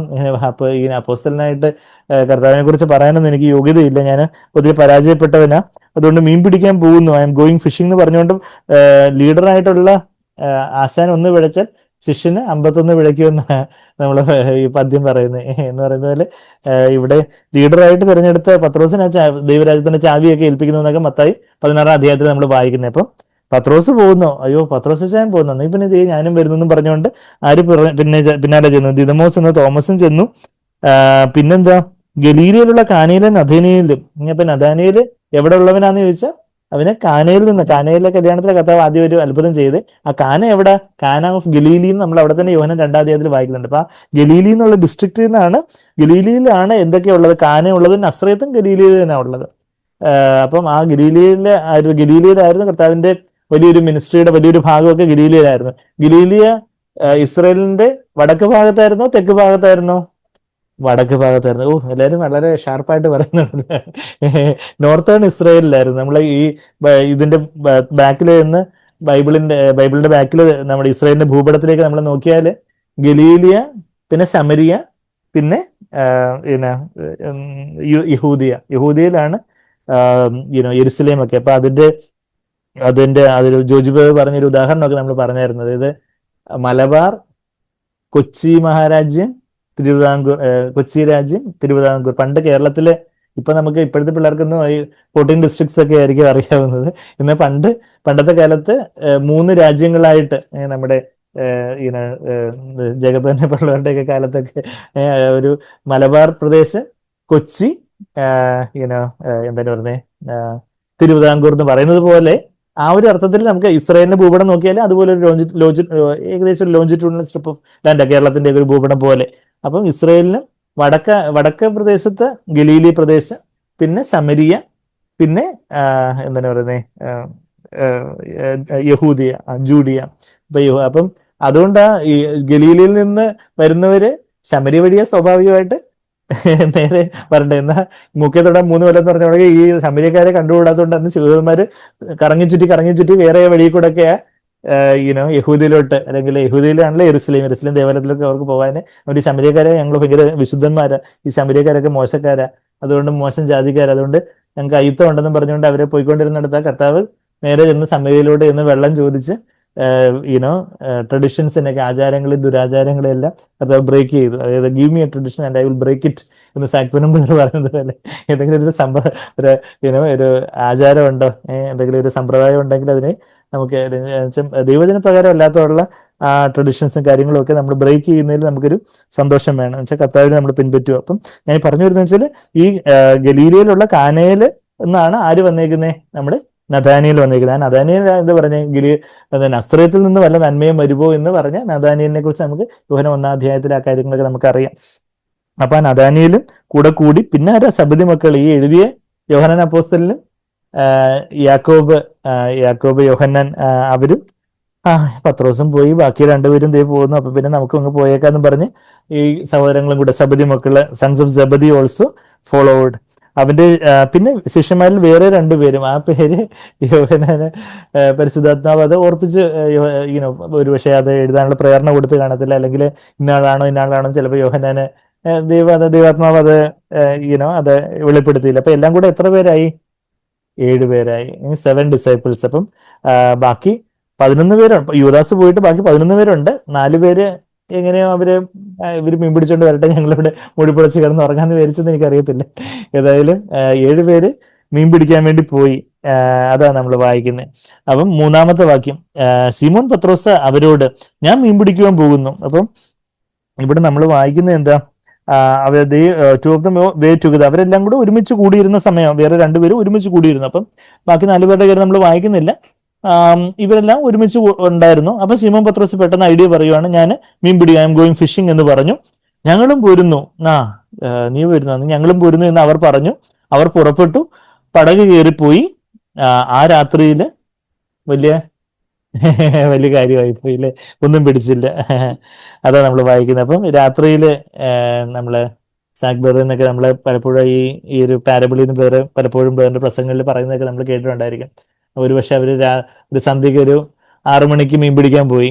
6 മണിക്ക് മീൻ പിടിക്കാൻ പോയി. 7 മണിയായി, 8 മണിയായി, 9 മണിയായി, 10 മണിയായി, 11 മണിയായി, 12 മണി, അർദ്ധരാത്രിയായി. ഉറങ്ങാൻ സമയമായിരുന്നെങ്കിൽ അവര് ഉറങ്ങാതെ മീൻ പിടിച്ചു. ഉറങ്ങാതെ മീൻ പിടിച്ചു. കഴിഞ്ഞിട്ട് 1 മണിയായി, 2 മണിയായി, 3 മണിയായി, 4 മണിയായിട്ടും ഒന്നും പറ്റുന്നില്ല, ഒന്നും കിട്ടുന്നില്ല. അപ്പം പിന്നെ 12 മണി, 1 മണിയൊക്കെ ആയപ്പോ, 6 മണി, 7 മണിയൊക്കെ ആയപ്പോഴത്തേക്കും അത് ഇപ്പൊ ശരിയാക്കി തരാമെന്ന് പറഞ്ഞുകൊണ്ട്, ഇപ്പൊ ഞാൻ മീൻ പിടിച്ചോളാം എന്ന് പറഞ്ഞുകൊണ്ട് അവർ വലിയ ആവേശത്താണ്, നമുക്ക് അങ്ങോട്ട് പോവാം, ഇങ്ങോട്ട് പോവാം, അങ്ങോട്ട് പോവാം. അപ്പൊ അത് കഴിഞ്ഞിട്ട് അവരുടെ സ്വയശക്തിയിൽ അവിടെ ദൈവത്തോട് പ്രാർത്ഥനയിൽ, ദൈവമേ സഹായിക്കണേ എന്നുള്ളൊരു കരച്ചില്, ആവശ്യമൊന്നും ഇല്ല. ഞങ്ങൾക്ക് മീൻ പിടിക്കാനാണ് അറിയാത്തത്. കർത്താവിന്റെ വചനമൊക്കെ പറയാൻ ഞങ്ങൾക്ക് കുറച്ച് പരിമിതിയൊക്കെ ഉണ്ട്. കർത്താവിനെ ഞാൻ 3 തള്ളി പറഞ്ഞൊന്നല്ലേ ഉള്ളൂ. എനിക്ക് മീൻ പിടിക്കാനൊക്കെ അറിയാന്നുള്ള കുറച്ചൊരു ഒരു അഹങ്കാരം ഉണ്ടായിരുന്നു. അപ്പൊ അതുകൊണ്ട് എനിക്ക് നമുക്ക് ചിലപ്പോൾ നമ്മളുടെ ചില ചില കാര്യങ്ങളൊക്കെ എനിക്ക് കറുത്ത ചില വിഷയങ്ങൾ, ചില എക്സാമിന് ദൈവമേ എന്നെ സഹായിക്കണേ, ചില എക്സാം അതൊക്കെ എനിക്ക് പുല്ല് പോലെ, ഞാൻ പുഷ്പം പോലെ പാസ്സാവും, ഇത് പാട്ടും പാടി പാസ്സാവുമെന്ന് പറഞ്ഞ് ചെന്ന് നിന്ന് കൊടുക്കുമ്പോഴേ അവിടെ ആയിരിക്കും ചിലപ്പോൾ ഈ പാട്ടും പാടി പാസ്സാവെന്ന് പറഞ്ഞതായിരിക്കും തോറ്റു തിന്നാൻ പാട്. പക്ഷേ ദൈവത്തിൽ ആശ്രയിച്ച് ചെയ്യും, കർത്താവ് സഹായിക്കണമെന്ന് പറഞ്ഞ് നമ്മൾ ഓർത്ത് എഴുതുന്നതായിരിക്കും. എന്ന് പറഞ്ഞതുപോലെ നമ്മളുടെ ചില സ്ട്രോങ് പോയിന്റ്സ് ഉണ്ട്. അപ്പം ആ സ്ട്രോങ് പോയിന്റ്സിന്റെ തന്നെ കർത്താവിന് നല്ല അടി കൊടുത്ത് നമ്മളെ നുറുക്കണം. അപ്പൊ അതുകൊണ്ട് എന്ത് ചെയ്തു? അപ്പൊ മീൻ പിടിക്കുന്നതാണ് അവന്റെ ഒരു സ്ട്രോങ് പോയിന്റ് ആയിട്ട്. എനിക്ക് ഇനി മീൻ പിടിക്കാൻ പറ്റും. ഇനിയിപ്പോ അഥവാ കർത്താവ് എന്നെ സഹായിച്ചില്ലെങ്കിൽ ഞാൻ മീൻ പിടിച്ച് എന്നെ തന്നെ സഹായിച്ചോളാം എന്ന് പറഞ്ഞിരിക്കുമ്പം അവിടെ അപ്പം 8 മണി 10 മണിയൊക്കെ ആയപ്പോഴത്തേക്ക് കുറച്ചൊക്കെ അവിടെ സ്വയശക്തിയൊക്കെ കുറച്ചൊക്കെ ഒന്ന് കുറഞ്ഞു വന്നു. 12 മണി ആയപ്പോ സാരമില്ല, എന്നാലും ഇനിയിപ്പോ ആയിരിക്കും മീൻ ഇനി കിട്ടാൻ പോകുന്നത്. അപ്പൊ 1 മണിയായി, 2 മണിയായി, പിന്നെ അവിടെയൊക്കെ പറഞ്ഞ് 3 മണിയായി, 4 മണിയായി. അപ്പത്തേക്ക് പിന്നെ എല്ലാവരുടെ മുഖഭാവമൊക്കെ ഒന്ന് മാറാൻ തുടങ്ങി. പത്രോസ് യോഹന്നാനെ ഒന്ന് നോക്കി, യാക്കോബിനെ ഒന്ന് നോക്കി, ഇനിയിപ്പോ എന്ത് വേണം, നമുക്ക് തിരിച്ചു പോയാലോ? അവിടെ നാണം കേട്ട് ബാക്കി 4 പേര് അവിടെ ഇരിപ്പുണ്ട്, അവരോട് എന്തെന്ന് പറയും എന്നൊക്കെ പറഞ്ഞ് അങ്ങനെ മേ ബി പുലർച്ചെ ഒരു 5 മണി, പുലർച്ചെ 6 മണിയൊക്കെ ആണല്ലോ സൂര്യൻ ഉദിക്കുന്നത്. അപ്പൊ ഒരു 5 മണി 6 മണി ആ സമയം പുലർച്ചെ ആയപ്പോ ഒന്നും കിട്ടിയില്ല. അപ്പൊ അതുകൊണ്ട് ഏകദേശം ഇനിയിപ്പം അങ്ങ് ഓൾമോസ്റ്റ് അവര് came to the rock bottom. അത് കഴിഞ്ഞിട്ട് ഇനിയിപ്പോ ഒന്നും കിട്ടിയില്ല. ഇനിയിപ്പോ അങ്ങ് തിരിച്ചു പോയി, കർത്താവ് എന്നെ കൊണ്ട് മീൻ പിടിക്കാനും കൊള്ളത്തില്ല, ഞാന് അങ്ങേ കൂടാതെ എനിക്കൊന്നും ചെയ്യാൻ പറ്റത്തില്ല എന്നുള്ള അത് കർത്താവ് പറഞ്ഞൊരു പാഠമുണ്ട്. യോഹന്നാൻ 15:5 Bible, apart from me you can do nothing എന്ന് കർത്താവ് പറഞ്ഞിട്ട് പോയതേ ഉള്ളൂ. എന്നാൽ അതൊക്കെ മറന്നു പോയിട്ടാ കർത്താവിനെ കൂടാതെ എനിക്ക് എന്ത് ചെയ്യാൻ പറ്റും? മീൻ പിടിക്കാൻ പറ്റും. അപ്പൊ അതുകൊണ്ട് കർത്താവിനെ കൂടാതെ മീൻ പിടിക്കാൻ വലിയ നേരത്തെ പോയതാ. പക്ഷെ മീൻ പിടിക്കാൻ പോയിട്ട് ഒന്നും പറ്റിയില്ല. അപ്പൊ അതുകൊണ്ടാ പുലർച്ചെ ആയപ്പോ യേശു കരയിൽ നിന്നിരുന്നു. അപ്പം അവര് കടലില്ല, യേശു കരയിൽ നിൽക്കുക. പുലർച്ചെ ആയപ്പോഴത്തേക്കും യേശു കരയുന്നു. പക്ഷെ യേശു ആകുന്നതെന്ന് ശിഷ്യന്മാർ അറിഞ്ഞില്ല. അതുകൊണ്ട് നേരം അങ്ങ് പുലരുന്നതേ ഉള്ളൂ. പിന്നെ പുനരുദ്ധാനം ചെയ്ത യേശുവിനെ അവര് കണ്ടതാ. പിന്നെ അവര് ആ സമയത്ത് യേശുവിനെ അവര് പ്രതീക്ഷിച്ചിരുന്നില്ല. നേരം മോർണിംഗ് മിസ്റ്റ്, മൂടൽ മഞ്ഞൊക്കെ കാണുമ്പോൾ പല കാരണങ്ങൾ നമുക്ക് പറയാം. പിന്നെ പുനരുദ്ധാനം ചെയ്ത് യേശുവിനെ പുനരുദ്ധാനം ചെയ്ത് കർത്താവ് പ്രത്യക്ഷപ്പെടുമ്പോഴൊക്കെയും ഓരോ തവണയും അവർക്കൊരു ആശ്ചര്യവും അത്ഭുതവും തിരിച്ചറിയാനുള്ള പ്രയാസമൊക്കെ നമ്മൾ വചനത്തിൽ വായിക്കുന്നുണ്ട്. അപ്പം അതിൻ്റെതായ ചില മിസ്റ്റീരിയസ് ആയ പല കാര്യങ്ങളും, രഹസ്യാത്മകമായ പല കാര്യങ്ങളൊക്കെ അതിനോട് ചേർന്നുണ്ടായിരിക്കും ദൈവത്തിന്റെ ജ്ഞാനത്തിൽ, നമുക്കറിയത്തില്ല. എങ്കിലും അവർക്ക് എന്തായാലും തിരിച്ചറിഞ്ഞില്ല എന്നുള്ളതാണ് നമ്മൾ അവിടെ നാലാമത്തെ വാക്കിൽ യേശു ആകുന്നു എന്ന് ശിഷ്യന്മാർ അറിഞ്ഞില്ല. യേശു അവരോട് കുഞ്ഞുങ്ങളെ എന്താ കർത്താവ് അവരെ അഭിസംബോധന ചെയ്യുന്നേ? Mister Thomas, mister Peter, mister Nathaniel of കാന ഓഫ് ഗലീലി എന്നൊന്നുമല്ല. കർത്താവ് തന്റെ സ്വതമായിട്ടുള്ള ഒരു വാത്സല്യത്തോടെ കുഞ്ഞുങ്ങളെ, അവർക്ക് 30-31 വയസ്സുള്ള വലിയ ചെറുപ്പക്കാരാ, അപ്പൊ കുഞ്ഞുങ്ങളെ എന്ന് അവരെ വിളിക്കുന്ന കർത്താവിന്റെ ആ ഒരു പിതൃവാത്സല്യം നമ്മളിവിടെ കാണുന്ന ആ ഒരു ചിൽഡ്രൻ എന്നുള്ള ഒരു അഭിസംബോധന നമ്മളവിടെ കാണുന്നുണ്ട്. അപ്പൊ ആ ഒരു കർത്താവിൽ നിന്ന് കുറച്ചൊരു പിന്മാറ്റത്തിലേക്ക് പോകുന്ന ഒരു അവസ്ഥയിലുള്ള ആ ശിഷ്യന്മാരാ. എങ്കിലും അവരെ കർത്താവ് സ്നേഹത്തോടെ വിളിക്കുന്ന ആ ഒരു സ്നേഹത്തിന്റെ പിൻവിളി, നമ്മുടെ ജോർജ് ബേറിന്റെ പുസ്തകത്തിന്റെ ടൈറ്റിൽ പറയുവാണെങ്കിൽ സ്നേഹത്തിന്റെ പിൻവിളി, ആ പിന്നിൽ നിന്ന് വീണ്ടും നമ്മളെ സ്നേഹത്തോടെ വിളിക്കുന്ന ആ കർത്താവിന്റെ സ്നേഹം. കുഞ്ഞുങ്ങളെ, കൂട്ടവും വല്ലതും ഉണ്ടോ? കർത്താവ് ചൊറിയാൻ വേണ്ടി ചോദിച്ചതല്ല. എന്നാ അവരുടെ ചിലതാണ് എന്തായാലും കർത്താവിന് അറിയത്തില്ലേ എന്ന് ചോദിച്ച് ഞങ്ങളെ എത്ര മാർക്ക് കിട്ടി പരീക്ഷയ്ക്ക് എന്ന് ചിലപ്പോൾ ഈ പേരൻസ് ഒക്കെ പിള്ളേരെ ചൊറിയാൻ വേണ്ടി ചോദിക്കുന്നവണൊക്കെ, എത്ര മാർക്ക് കിട്ടി, ഇന്ന് എത്ര ഡിക്റ്റേഷൻ എത്ര കിട്ടി എന്നുള്ളൊരു ആ ഒരു ചൊറിച്ചിൽ സംസാരമല്ല, മറിച്ച് കർത്താവിന് അവരുടെ യഥാർത്ഥത്തിലുള്ള അവസ്ഥ അവര് ഒന്ന് സമ്മതിച്ച് കർത്താവിലേക്ക് വരണം. അപ്പൊ അതുകൊണ്ട് കർത്താവ് നേരടിയായിട്ട് അങ്ങ് ചോദ്യം ചോദിക്കുക, എന്താ കൂട്ടുവാൻ വല്ലതും ഉണ്ടോ? അപ്പം കർത്താവ് അവിടെ അവിടെ നമ്മള് താഴോട്ട് ബ്രേക്ക്ഫാസ്റ്റ് ഒക്കെ പ്രിപ്പയർ ചെയ്ത് വെച്ചിരിക്കുന്ന കാര്യമൊക്കെ നമ്മൾ വായിക്കുന്നുണ്ട്. ബ്രെഡും ഒക്കെ ഉള്ള കാര്യവും മീൻ തന്തൂരി മീനൊക്കെ ആയിട്ട് കർത്താവ് റെഡി ആയിട്ടിരിക്കുന്ന കാര്യമൊക്കെ നമ്മൾ താഴോട്ട് വായിക്കുന്നുണ്ട്. അപ്പൊ കൂട്ടുവാൻ വല്ലതും ഉണ്ടോ എന്ന് ചോദിച്ചു. ഇല്ല, അവരത് എന്താ അറിയത്തില്ലേ എന്നുള്ള രീതിയിലുള്ള തിരിച്ചുള്ള ധാർഷ്ട്യത്തിലുള്ള ഒരു മറുചോദ്യം ഒന്നുമില്ല. എന്താ അവര് നോ, നമ്മളുടെ ജീവിതത്തിലും കർത്താവ് പല കാര്യങ്ങളും നിനക്ക് എന്നെ കൂടാതെ ആ കാര്യമൊക്കെ സാധിക്കാൻ പറ്റിയോ ചെയ്യാൻ പറ്റിയോ എന്ന് ചോദിക്കുമ്പം എന്താ കർത്താവിനെ അറിയത്തില്ല, എന്തോത്തിന് എന്നോട് ഇങ്ങനെ ചോദിക്കുന്നേ എന്നുള്ളൊരു മറുത്ത് ഒരു ബാക്ക് ആൻസറിങ് അല്ല, മറിച്ച് കർത്താവെ ലോഡ് യു നോ, കർത്താവെ നോ ലോഡ്, കിട്ടിയില്ല കർത്താവെ എന്ന് പറയുന്ന ആ ഒരു സത്യസന്ധതയും സിംപ്ലിസിറ്റിയും ലാളിത്യവും ഒക്കെ നമ്മളിവിടെ കാണുന്നുണ്ട്. അപ്പൊ 6ാമത്തെ വാക്യം, ഇല്ല എന്ന് അവർ ഉത്തരം പറഞ്ഞു, പടകിന്റെ വലതു ഭാഗത്ത് വല വീശുവിന്. അപ്പൊ ഇന്ന് വലതു വശത്ത് ഇതുവരെ അവർ വല വീശാതിരിക്കുവാണ്. അവർ വലതും ഇടതും മുകളിലും താഴെയും വരെ വീശിക്കാണ്, ഒന്നും കിട്ടുന്നില്ല. അത് പക്ഷേ കർത്താവ് പറഞ്ഞു, അവിടെ വലതു ഭാഗത്ത് വല വീശുവിന്, എന്നാൽ നിങ്ങൾക്ക് കിട്ടും എന്ന് അവൻ അവരോട് പറഞ്ഞു. അവർ വീശി. കർത്താവിന്റെ ഇതേപോലൊരു സന്ദർഭം നമ്മളിപ്പം ആ ലൂക്കോസ് 5 പത്രോസ് രാവിലെ രാവന്തിയോളം അധ്വാനിച്ചിട്ടൊന്നും കിട്ടിയില്ല, എന്നാൽ നിന്റെ വാക്കിന് വിലയിറക്കാം എന്ന് പറയുന്ന പത്രോസിന്റെ ഡയലോഗ് നമുക്ക് എല്ലാവർക്കും ഓർമ്മ കാണും. എവിടെ? ലൂക്കോസ് 5-ാം അധ്യായത്തിന് 6ാമത്തെ വാക്യമാണ്. അപ്പം വലതുഭാഗത്ത് അവിടെ കർത്താവ് പറയുന്ന ആഴത്തിലേക്ക് വിലയിറക്കാനാണ് പറയുന്നത്. ലൂക്കോസ് 5-ാം അധ്യായത്തിലേക്ക് ഞാൻ വരുവാണേ. ലൂക്കോസ് 5-ാം അധ്യായത്തില് അതിന്റെ 4ാമത്തെ വാക്യത്തില് സംസാരിച്ചു തീർന്നപ്പോൾ അവൻ സിമോനോട് ആഴത്തിലേക്ക് നീക്കി മീൻപിടുത്തത്തിന് വലയിറക്കുവിൻ. നീ ഇതുവരെ ചില ഉപരിപ്ലവമായ സൂപ്പർഫിഷ്യൽ ആയിട്ടുള്ള ചില ആചാരാനുഷ്ഠാനങ്ങളും യഹൂദ പാരമ്പര്യങ്ങളും ഒക്കെ ആയിട്ടിരിക്കുവാണ് നീ പത്രോസി. നീ ആഴത്തിലേക്ക്, ദൈവത്തിന്റെ സ്നേഹത്തിന് ആഴത്തിലേക്ക് നീ ഇറങ്ങി ചെല്ലേണ്ടതായിട്ടുണ്ട് എന്ന് പറയും. ആഴത്തിലേക്ക്, you have to go deep. നമ്മൾ വചനമൊക്കെ സൂപ്പർഫിഷ്യൽ ആയിട്ടൊക്കെ ഞാൻ ഇന്ന് വചനം വായിച്ചു, ഏതൊരു വേഴ്സ് എവിടെയോ വായിച്ചു, എന്നാൽ നമ്മൾ ആഴത്തിൽ അത് ധ്യാനിച്ചു, കർത്താവിന്റെ ശബ്ദം കേട്ടോ, ആഴത്തിലേക്ക് ഇറങ്ങി വല വീശണം. അതാ നമ്മൾ തിരിച്ച് നമ്മുടെ കറന്റ് ലൊക്കേഷൻ എവിടെ? ഇപ്പം നമ്മൾ യോഹന്നാൻ 21 മാറി ഇപ്പം നമ്മൾ ലൂക്കോസ് 5 വന്നു. ലൂക്കോസ് 5-ന്റെ 4ാമത്തെ വാക്യം പത്രോസിനെ ശിഷ്യത്വത്തിലേക്ക് വിളിക്കുന്ന രംഗമാണ് നമ്മൾ കാണുന്നത്. ആഴത്തിലേക്ക് നീക്കി മീൻപിടുത്തത്തിന് വലയിറക്കുവിൻ എന്ന് പറഞ്ഞപ്പോ അതിന് ശിമോൻ എന്താ പറഞ്ഞ? നാഥ, ലോർഡ്, മാസ്റ്റർ, ഞങ്ങൾ രാത്രി മുഴുവനും അധ്വാനിച്ചിട്ട് ഒന്നും കിട്ടിയില്ല, എങ്കിലും നിന്റെ വാക്കിന്, ഞങ്ങള് വലിയ മീൻപിടുത്തക്കാരാ, നീ എന്തോ നസ്രത്തിൽ നിന്ന് തച്ചനായിട്ടുള്ള കാർപ്പൻട്രി വർക്കൊക്കെ ചെയ്തുകൊണ്ട് വന്ന ആളല്ലേ, എന്നാ നിന്റെ സംസാരമൊക്കെ, നിന്റെ ജീവന്റെ മൊഴികൾ, നിന്റെ വലിയ ജീവനുള്ള വാക്കുകളും വചനങ്ങളും ഒക്കെ ഞങ്ങൾ ഇതുവരെ കേട്ടുകൊണ്ടിരുന്നല്ലോ. നിന്റെ വാക്കിന് ഞങ്ങൾ വിലയിറക്കാം എന്ന് പറയുന്ന ആ ഒരു അതാ, ഞങ്ങൾ രാത്രി മുഴുവനും അധ്വാനിച്ചിട്ട് ഒന്നും കിട്ടില്ല, എങ്കിലും നിന്റെ വാക്കിന് എന്നുള്ളത് റേമ എന്നുള്ളൊരു പദം അവിടെ അവർ സ്പോക്കൺ വേർഡ് എന്നുള്ള വാക്ക് അവിടെ ഉപയോഗിച്ചിരിക്കുന്നു. That which has been logos. ഇപ്പം വചനത്തിന് 2 വാക്ക് ഗ്രീക്കിലുണ്ട്, ലോഗോസ് എന്നുണ്ട് റേമ എന്നുണ്ട്. ഇപ്പൊ ലോഗോസ് എന്ന് പറയുമ്പോൾ നമ്മൾ ആ ഒരു വചനം ജഡമായി തീർന്നൊക്കെ പറയുമ്പോൾ ലോഗോസ് എന്നുള്ള വാക്ക് അവിടെ ഉപയോഗിച്ചിരിക്കുന്നു. അപ്പം പറയപ്പെട്ട വാക്കിനാണ് റേമ. മനുഷ്യൻ അപ്പം കൊണ്ട് മാത്രമല്ല ദൈവത്തിന്റെ വായിൽ നിന്ന് വരുന്ന ഓരോ വചനം കൊണ്ടും ജീവിക്കണം എന്ന് പറയുമ്പോൾ അവിടെ റേമ എന്നുള്ള പദം അവിടെ മത്തായി 4:4 ലൂക്കോസ് 4:4 ഒക്കെ ഉപയോഗിച്ചിരുന്നു. അതേപോലെ ആ റേമ എന്നുള്ള പദം ഇവിടെ ലൂക്കോസ് 5-ാം അധ്യായത്തിന്റെ 5-ാമത്തെ വാക്യത്തിൽ നിന്റെ വാക്കിന് അതാ I will do as you say at your bidding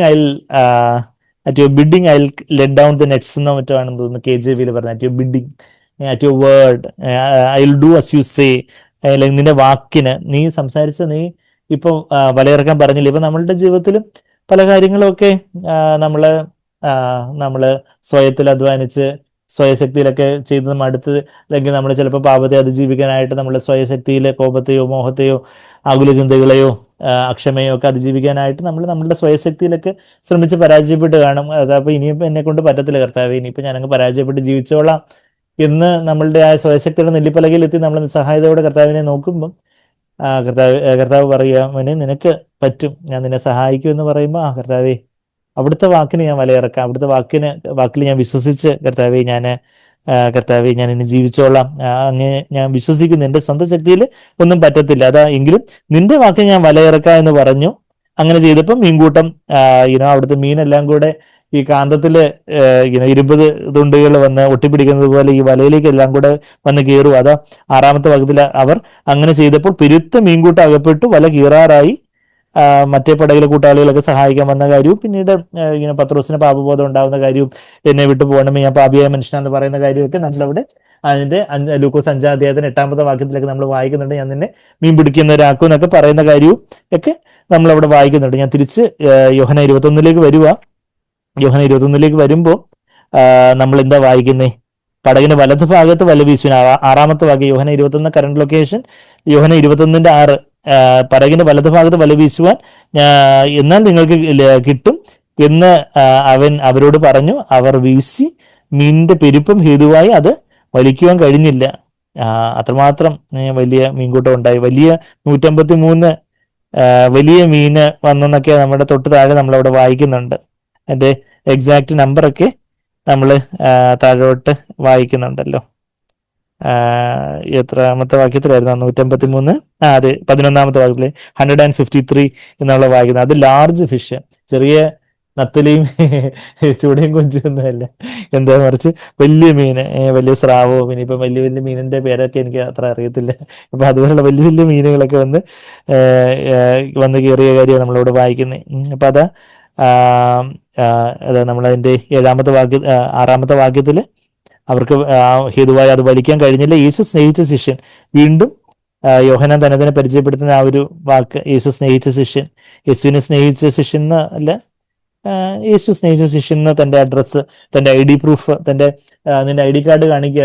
നമ്മൾ എവിടെയെങ്കിലും പുതിയ ക്യാമ്പസിൽ ചെല്ലുമ്പോൾ ID കാർഡ് കാണിക്കാൻ പറയും സെക്യൂരിറ്റിയിൽ. അപ്പൊ നമ്മുടെ ID കാർഡ് എന്താണ്? ആത്മീയമായിട്ടാണ്. ശരിയാണ്, നമ്മുടെ ID കാർഡ്, ബാക്കിയുള്ള ID കാർഡൊക്കെ കാണിച്ചു, പക്ഷെ ആത്മീയമായിട്ടുള്ള നമ്മുടെ ID കാർഡ് നമ്മുടെ വലിയ പദവിയും പത്രാസും ഒന്നും അല്ല, മറിച്ച് കർത്താവ് സ്നേഹിച്ച ശിഷ്യൻ. അതാണ് എൻ്റെ ID കാർഡ്, അതാണ് എൻ്റെ ID പ്രൂഫ്, അതാണ് എൻ്റെ അസ്തിത്വം, അതാണ് എൻ്റെ ഐഡന്റിറ്റി. അപ്പൊ യേശു സ്നേഹിച്ച ശിഷ്യൻ പത്രോസിനോട് പറഞ്ഞു അത് കർത്താവാകുന്നു. അപ്പം ഈ വലിയ മീൻ കിട്ടുമ്പം സാധാരണ മുക്കുവന്മാരെന്ത് പറയും? മീൻ പിടിക്കുന്നവർ ഇത് സ്രാവാകുന്നു, ഇത് ചങ്കലവിയാകുന്നു, ഇത് മത്തിയാകുന്നു, അയിലയാകുന്നു എന്നൊക്കെ പറയാം, ഇത് ചേമീനാകുന്നു, നെയ്മീനാകുന്നു എന്നൊക്കെ പറയും. പക്ഷെ ഇവിടെ യോഹന്നാന്റെ കണ്ണ് മീൻകൂട്ടത്തിൽ നിന്ന് മാറി, ഈ കരയിൽ നിന്ന് ഞങ്ങളെ ഈ കാര്യങ്ങൾ പറഞ്ഞ് ഗൈഡ് ചെയ്ത ഒരുവനുണ്ടല്ലോ, അവൻ കർത്താവാ. ഇത് കർത്താവല്ലാതെ ആർക്കും ഇങ്ങനെ സാധിക്കത്തില്ല. അപ്പം ഇത് കർത്താവാകുന്നു എന്ന് ഇറ്റ് ഈസ് എ ലോർഡ് എന്ന് പറയുന്നു എന്ന് ശിമോൻ പത്രോസ് കേട്ടിട്ട് താൻ നഗ്നനാകിയാൽ, നഗ്നനെന്ന് പറഞ്ഞാൽ ജോലി ചെയ്യുമ്പോൾ അവര് അതിന്റെ ഔട്ടർ ഗാർമെന്റ്, പുറമേയുള്ള മേൽവസ്ത്രമൊക്കെ മാറ്റിക്കളഞ്ഞിട്ടായിരിക്കും അവർ ജോലി ചെയ്യുന്നത്. അപ്പം താൻ നഗ്നനാകിയാൽ അങ്കി അരയിൽ ചുറ്റി കടലിൽ ചാടി. അപ്പൊ കർത്താവിനോടുള്ള ആ ഒരു ബഹുമാനം. കർത്താവിന് എന്നെ അറിയാമല്ലോ എന്നും പറഞ്ഞ് അങ്ങനെ കയറി ചെല്ലുക. കർത്താവിനുള്ള ബഹുമാനത്തിൽ ആ ഒരു മേലങ്കിയൊക്കെ ധരിച്ച് കടലിൽ ചാടി എങ്ങോട്ടാണ് കടലിൽ ചാടി? കരയിലോട്ട് പോകാൻ വേണ്ടി. ശേഷം ശിഷ്യന്മാർ കരയിൽ നിന്ന് ഏകദേശം 200 മുഴത്തിൽ അധികം ദൂരത്തല്ലാകിയാൽ മീൻ നിറഞ്ഞ വല ഇഴച്ചും കൊണ്ട് ചെറിയ പടകിൽ വന്നു. അപ്പൊ ആ ഒരു 200 മുഴത്തിലധികമുള്ള ഒരു സമയം, അത്രയും സമയം, ആ ഒരു സമയത്തെക്കുറിച്ച് നമ്മൾ ചിന്തിച്ചിട്ടുണ്ട്. ആ ഒരു 100 യാർഡ്സ് എന്ന് പറയുന്നത്, എന്ന് പറഞ്ഞാൽ 91 മീറ്റേഴ്സ് ഉണ്ടെന്ന് ഞാൻ ഗൂഗിളിൽ നോക്കിയപ്പോൾ കണ്ടത്. 91 മീറ്റേഴ്സ്, ഏകദേശം ഒരു 100 മീറ്റർ. അപ്പൊ 100 മീറ്റർ ദൂരമുണ്ട് ആ പടകിൽ നിന്ന് കരയിലെത്താൻ. അപ്പൊ ഒരു സാധാരണ ഒരു സ്പീഡിൽ അങ്ങോട്ട് പോകുമ്പോൾ 1 മിനിറ്റെങ്കിലും വേണം. അപ്പൊ ഈ 1 മിനിറ്റ് ആരും മാത്രമേ ഉള്ളായിരുന്നു അവിടെ കരയിൽ. യേശുവും പത്രോസും മാത്രമേ ഉള്ളായിരുന്നു. അപ്പൊ അവിടെ ഒരു പത്രോസും യേശുവും തമ്മിലുള്ള ആ ഒരു സ്നേഹബന്ധത്തിന്റെ ഒരു ആഴം നമ്മളിവിടെ കാണുന്നുണ്ട്. പത്രോസിന്റെ ആ ഒരു സ്നേഹം, പത്രോസിന്റെ ശരിയാണ്, നമുക്ക് അവന് എടുത്തുചാട്ടക്കാരനെ, അവന് ബാക്കിയുള്ളവർ ചെല്ലുന്നതിന് മുമ്പേ എടുത്തുചാടുകയും കയറി ചെന്ന് കണ്ടില്ലേ എന്ന് നമുക്ക് പറയാം. പക്ഷെ എങ്കിലും പത്രോസിന് യേശുവിനെ കണ്ടപ്പോൾ ഇനിയിപ്പം ഈ 100 യാർഡ്സ് അല്ലെങ്കിൽ 200 മുഴത്തിൽ ഉള്ള ഈ സമയം ഈ വലിയ മീൻകൂട്ടമായിട്ടൊക്കെ വലിയ സ്പീഡിൽ ഇവർക്ക് ചെല്ലാനൊക്കത്തില്ലെന്നറിയാം. അപ്പൊ അത്രയും സമയം കർത്താവിനെ കാണാതിരിക്കാൻ പറ്റാതെ വണ്ണം, അത്രയും സമയം വെയിറ്റ് ചെയ്യാൻ പറ്റാതെ വണ്ണം കർത്താവിനെ അതുപോലെ സ്നേഹിച്ച ഒരു പത്രോസിന്റെ ഒരു തുടിക്കുന്ന ഹൃദയത്തെ നമ്മളവിടെ കാണുന്നത്. കുഞ്ഞുങ്ങളെ വരുമ്പോഴത്തേക്ക് അവര് കാറിന്റെ അടുക്കലേക്ക് ഓടി വരും. നമ്മൾ പറയും കാറിന്റെ അടുക്കലേക്ക് ഓടി വരരുത്, കാറിന്റെ ടയർ കയറും. അതുകൊണ്ട് പക്ഷെ എങ്കിലും അവർക്ക് അച്ഛനും അമ്മയും കാണാതിരിക്കാൻ വയ്യ. അതുകൊണ്ട് പെട്ടെന്ന് അവര് വീട്ടിലോട്ട് തന്നെയല്ലേ അച്ഛനും അമ്മയും കയറി വരുന്നേ. ഒന്ന് വെയിറ്റ് ചെയ്യാൻ പറഞ്ഞാൽ അവര് ഓടിച്ചെന്ന് കാറിന്റെ ഡോറിന്റെ അടുക്കിലേക്ക് ഓടിച്ചെല്ലുന്നെന്ന് പറഞ്ഞതുപോലെ ആ ഒരു പത്രോസിന്റെ ആ ഒരു കർത്താവിനോടുള്ള ആ ഒരു സ്നേഹവും തീക്ഷ്ണതയും, താൻ ഇത്രയൊക്കെ തള്ളി പറഞ്ഞിട്ടും താന് വീണ്ടും തന്റെ സ്വന്തം ശക്തിയിൽ മീൻ പിടിക്കാനൊക്കെ പോയിട്ടും വീണ്ടും എന്നെ തേടി വീണ്ടും വന്നല്ലോ എന്റെ കർത്താവേ എന്ന് പറയുന്ന ആ ഒരു പത്രോസിന്റെ ആ ഒരു സ്നേഹം, അത് നമ്മളവിടെ കാണുന്നത്. അപ്പൊ ആ ഒരു അത്രയും ദൂരം ബാക്കിയുള്ളവരൊക്കെ അവർ പതുക്കെ വരണോട്ടെ, പക്ഷെ എനിക്ക് എന്റെ കർത്താവിനെ എനിക്ക് തനിച്ച് കാണണം, കർത്താവിനോട് എനിക്ക് സംസാരിക്കണം, കർത്താവോട് എനിക്ക് ടൈം സ്പെൻഡ് ചെയ്യണം. ബാക്കിയുള്ളവര് അവര് ബൈബിള് വായിക്കുന്നില്ലല്ലോ, അല്ലെങ്കിൽ മറ്റവര് അങ്ങനെ ചെയ്യുന്നില്ലല്ലോ, ഇവര് മീറ്റിങ്ങിന് വന്നില്ലല്ലോ, പിന്നെന്തോത്തിന് ഞാൻ എന്നുള്ളതല്ല, മറിച്ച് കർത്താവെ എനിക്ക് അങ്ങേ കേൾക്കണം, എനിക്ക് അങ്ങേ കാണണം, ബാക്കി ആരും ഇനി അങ്ങേ പിൻപറ്റിയില്ലേലും കർത്താവെ എനിക്ക് ഈ ഭൂമിലോകത്ത് എല്ലാവരും ഇനിയിപ്പം കർത്താവിനെ വിട്ടങ്ങ് പിന്മാറി പോകാന്നിരിക്കട്ടെ. അങ്ങനെ സംഭവിക്കത്തില്ല, പേടിക്കണ്ട. എങ്കിലും കർത്താവെ സ്റ്റിൽ ഐ വിൽ ഫോളോ. ബാക്കി എല്ലാവരും എൻ്റെ കൂടെ ഉള്ളവരെല്ലാം എന്നെ കൈവിട്ടാലും കർത്താവ് ഞാൻ അങ്ങനെ പിൻപറ്റും. പൗലോസിന് അങ്ങനെ സംഭവിച്ച കാര്യമൊക്കെ, പൗലോസിന്റെ കൂടെ ഉള്ളവരൊക്കെ പൗലോസിനെ ഡെസേർട്ട് ചെയ്ത കാര്യമൊക്കെ നമ്മളവിടെ വായിക്കുന്നുണ്ട്. ഞാൻ എത്ര മണിക്ക് തുടങ്ങി എന്നുള്ള കാര്യം വിട്ടുപോയി, 1 മണിക്കൂർ ആയെന്ന് തോന്നുന്നു. ഞാനങ്ങ് നിർത്താം, സ്റ്റാർട്ടിങ് ടൈം വിട്ടുപോയി. ഞാൻ അതും കൂടെ പറഞ്ഞങ്ങ് നിർത്താം. 2 തിമോത്തിയോസ് എന്റെ ഓർമ്മ നോക്കട്ടെ. ഏഷ്യയിലുള്ളവരെല്ലാം എന്നെ ഉപേക്ഷിച്ച് പോയ കാര്യം പറയുന്ന ഒരു രംഗമുണ്ട്. 2 തിമോത്തിയോസ് 1-ാം അധ്യായത്തില്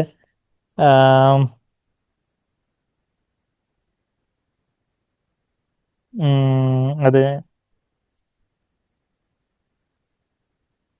എല്ലാവരും തന്നെ ഡെസേർട്ട് ചെയ്തു എങ്കിലും കർത്താവിനോട് കൂടെ നിന്ന് അതിന്റെ 4-ാം അധ്യായത്തിൽ 2 തിമോത്തിയോസ് 4-ാം അധ്യായത്തിന് 16-ാമത്തെ വാക്യം. 2 തിമോത്തിയോസ് എന്ന് പറയുമ്പോൾ തന്നെ പൗലോസിന്റെ അവസാനത്തെ ലേഖനമാണ്.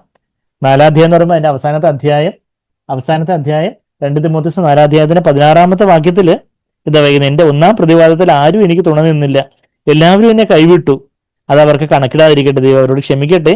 എന്നാൽ ആരെനിക്ക് തുണ നിന്നു? കർത്താവും എനിക്ക് തുണ നിന്നു. പ്രസംഗം എന്നെ കൊണ്ട് നിവർത്തിക്കുവാനും സകല ജാതികളും കേൾക്കുവാനും എന്നെ ശക്തീകരിച്ച് അങ്ങനെ ഞാൻ സിംഹത്തിന്റെ വായിൽ നിന്ന് രക്ഷ പ്രാപിച്ചു എന്നുള്ള കാര്യമൊക്കെ അവിടെ പൗലോസ് പറയുന്നുണ്ട്. അപ്പൊ നമ്മുടെ ജീവിതത്തിലും ബാക്കിയുള്ളവർ വരുന്നോ ഇല്ലയോ എന്നുള്ളതല്ല, മറിച്ച് ഞാൻ കർത്താവിനായിട്ട് നിൽക്കും, കർത്താവേ എന്ന് ഉള്ളൊരു പ്രശംസയിലോ അല്ലെങ്കിൽ സ്വയബലത്തിലോ പറയണം എന്നുള്ളതല്ല. പത്രോസ് സ്വയബലത്തിൽ പറഞ്ഞ് അവൻ വീണുപോയി. എന്നാ കർത്താവെ അവിടുന്ന് തന്നെ സഹായിക്കണമേ. ബാക്കി ആരും ഇനിയിപ്പം ബാക്കി എല്ലാവരും കൈവിട്ടാലും ബാക്കി എല്ലാവരും തള്ളി പറഞ്ഞാലും കർത്താവ് അങ്ങനെ തള്ളി പറയാതിരിക്കാൻ എനിക്ക് കൃപ തരണേ എന്നുള്ളൊരു കരച്ചില്. ബാക്കിയുള്ളവരെല്ലാം ലാഗ് ബിഹൈൻഡ് ചെയ്താലും കർത്താവിനെ ഞാൻ പത്രോസ് അത്രയും ദൂരം പെട്ടെന്ന് ചെന്ന് നീന്തി ചെന്ന് കർത്താവിനെ ചെന്ന് കാണുന്ന ആ ഒരു പത്രോസിന്റെ ആ ഒരു സ്നേഹം നമ്മളവിടെ കാണുന്നുണ്ട്. ഇപ്പം ബാക്കി ശിഷ്യന്മാരൊക്കെ വല ഇഴച്ചും കൊണ്ട് ചെറിയ പടകിൽ വന്നതായിട്ടും പിന്നെ ആ ഒരു തീക്കനലിന്റെ സ്നേഹത്തിന്റെ കാര്യങ്ങളൊക്കെ നമ്മൾ താഴോട്ട് 9-ാമത്തെ വാക്യം മുതൽ വായിക്കുന്നുണ്ട്. നമുക്ക് ദിവസം അയച്ച അടുത്ത മാസം കാണാമല്ലോ. ആം, 1 മുതൽ 8 വരെയുള്ള വാക്യങ്ങൾ നമ്മളിപ്പം കണ്ടു. നമ്മൾ പല കാര്യങ്ങൾ കണ്ടു. കഴിഞ്ഞ പ്രാവശ്യത്തെ ആ ഒരു റിവിഷൻ ഏറ്റവും ആവശ്യബോധം ഉള്ളവരിലേക്ക് കർത്താവ് ആദ്യം പ്രത്യക്ഷപ്പെടുന്നു എന്നുള്ള കാര്യവും, വിശ്വാസത്തിൽ ഉറപ്പിക്കുന്ന തോമസിനെ വിശ്വാസത്തിൽ ഉറപ്പിക്കുന്ന കർത്താവിന്റെ സ്നേഹത്തെക്കുറിച്ചും അടയാളങ്ങളൊക്കെ നമ്മളെ കർത്താവിനെ വിശ്വസിക്കുവാനും ജീവൻ ഉണ്ടാകുവാനും വേണ്ടിയാണ് അതൊക്കെ തിരുവഴുത്തുകൾ എഴുതി വെച്ചിരിക്കുന്നതും. കർത്താവിനെ നമ്മൾ ആ തിരുവഴുത്തുകൾ ഓരോ ദിവസവും നമ്മൾ വായിക്കുമ്പോൾ അതിലൂടെ കർത്താവിന്റെ ശബ്ദത്തെ കേൾക്കുവാനും അധികം വിശ്വാസമുള്ളവരാകുവാനും അങ്ങനെ അതിലൂടെ കർത്താവിന്റെ അധികം ജീവൻ പ്രാപിക്കുവാനും ഒക്കെ വേണ്ടിയാണെന്നുള്ള കാര്യമൊക്കെ നമ്മൾ കണ്ടു. പിന്നെ പിന്നെ നമ്മൾ എന്തൊക്കെയാ കണ്ടത്? ശിമോൻ പത്രോസിനെ ദൈവം പ്രൊഫറ്റിക്കായിട്ട് പ്രവചനാത്മാവിൽ കർത്താവ് ഒരു പേര് കൊടുക്കുന്ന ഒരു കാര്യം, നമ്മളിപ്പോ ഉള്ള അവസ്ഥയല്ല, നമ്മൾ എന്തായി തീരും എന്നുള്ളത് കണ്ട് നമ്മളെ കാണുന്ന ഒരു കർത്താവ്. നമ്മളിപ്പോ നമ്മുടെ അവസ്ഥ ഒത്തിരി ചാഞ്ചാട്ടവും പ്രശ്നങ്ങളും കാര്യങ്ങളും ഒക്കെ ആയിട്ട് നമ്മൾ പരിങ്ങിയിരിക്കുന്ന അവസ്ഥയിലായിരിക്കുന്ന നമ്മൾ ആ കർത്താവിന്റെ കാന്തയായിട്ട് ദൈവത്തിന്റെ തേജസ് ഉള്ളവളായിട്ട് സ്വർഗത്തിൽ നിന്ന് ഇറങ്ങി വരുന്ന ആ തേജസ് കണ്ട് നമ്മളെ അഭിനന്ദിക്കുന്ന, നമ്മളെ അപ്രീഷിയേറ്റ് ചെയ്യുന്ന ആ ഒരു കർത്താവിന്റെ സ്നേഹം.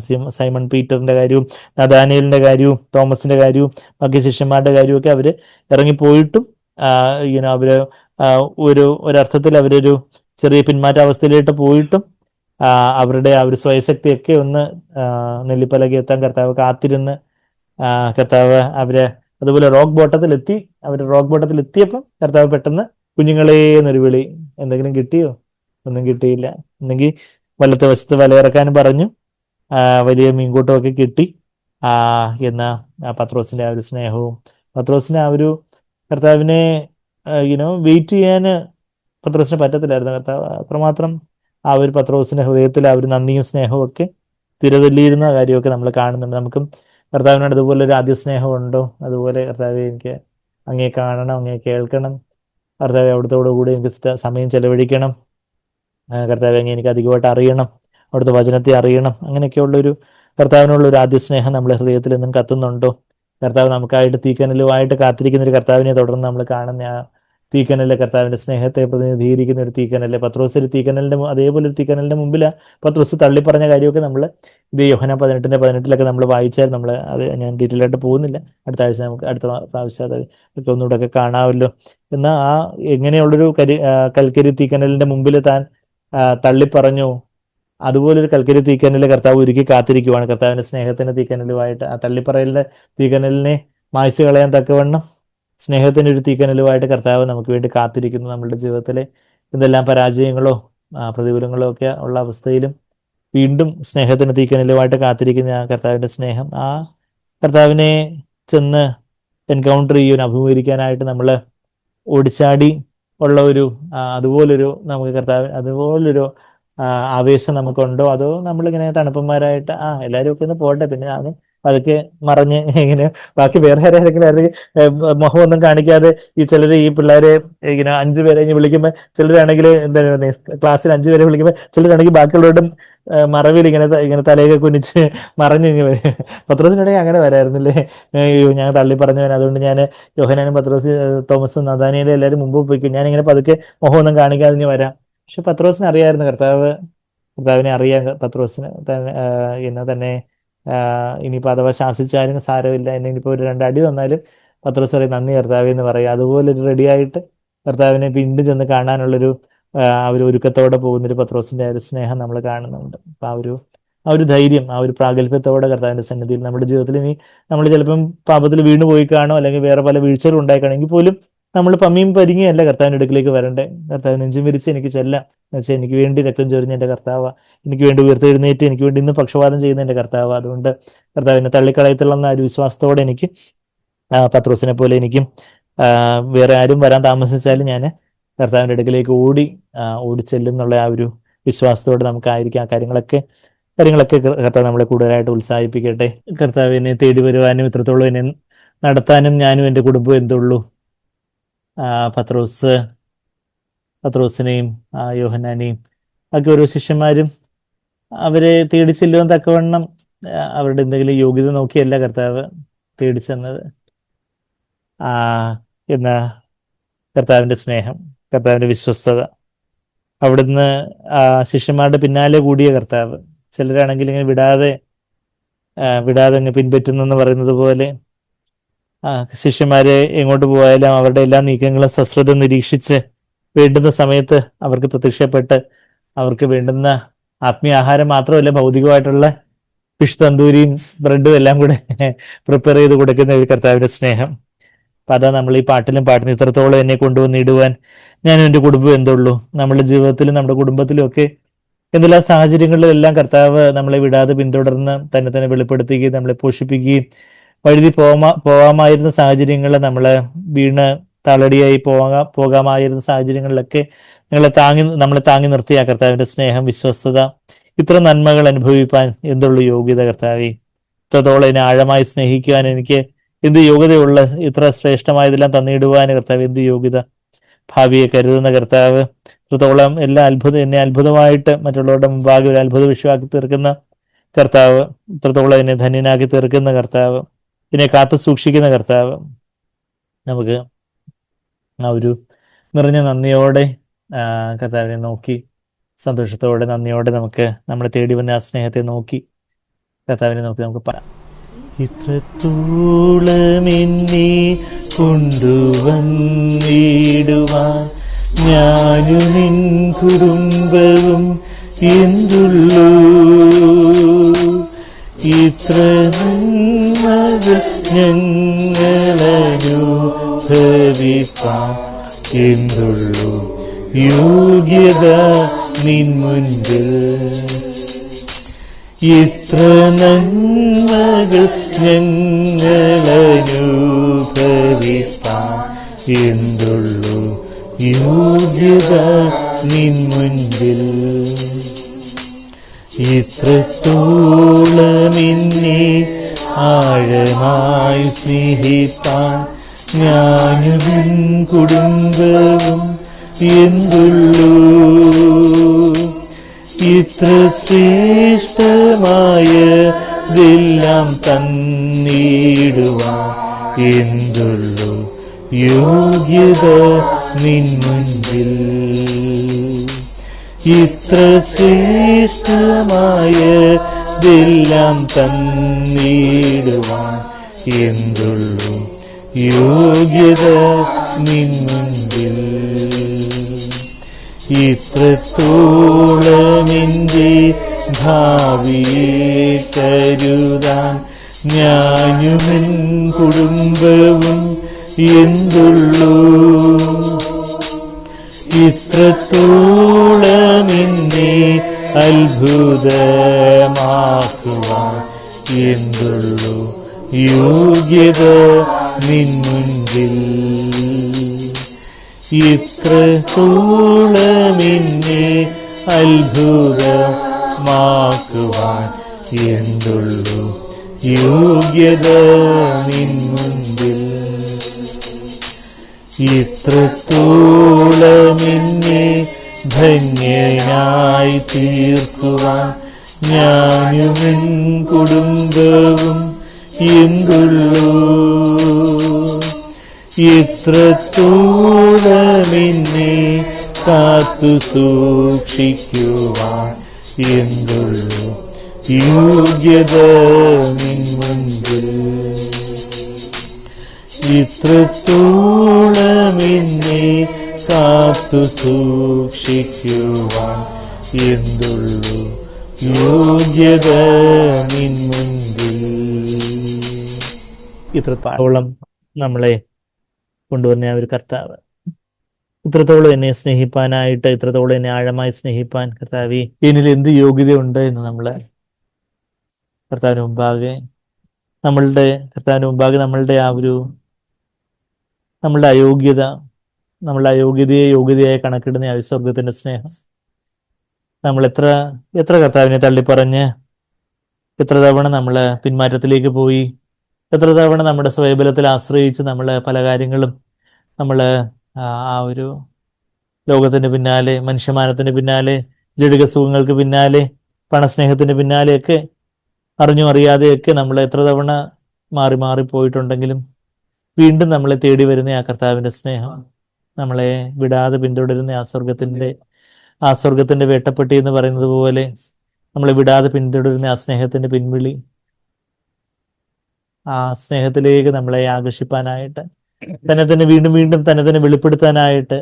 This is how Jesus manifested himself to the disciples.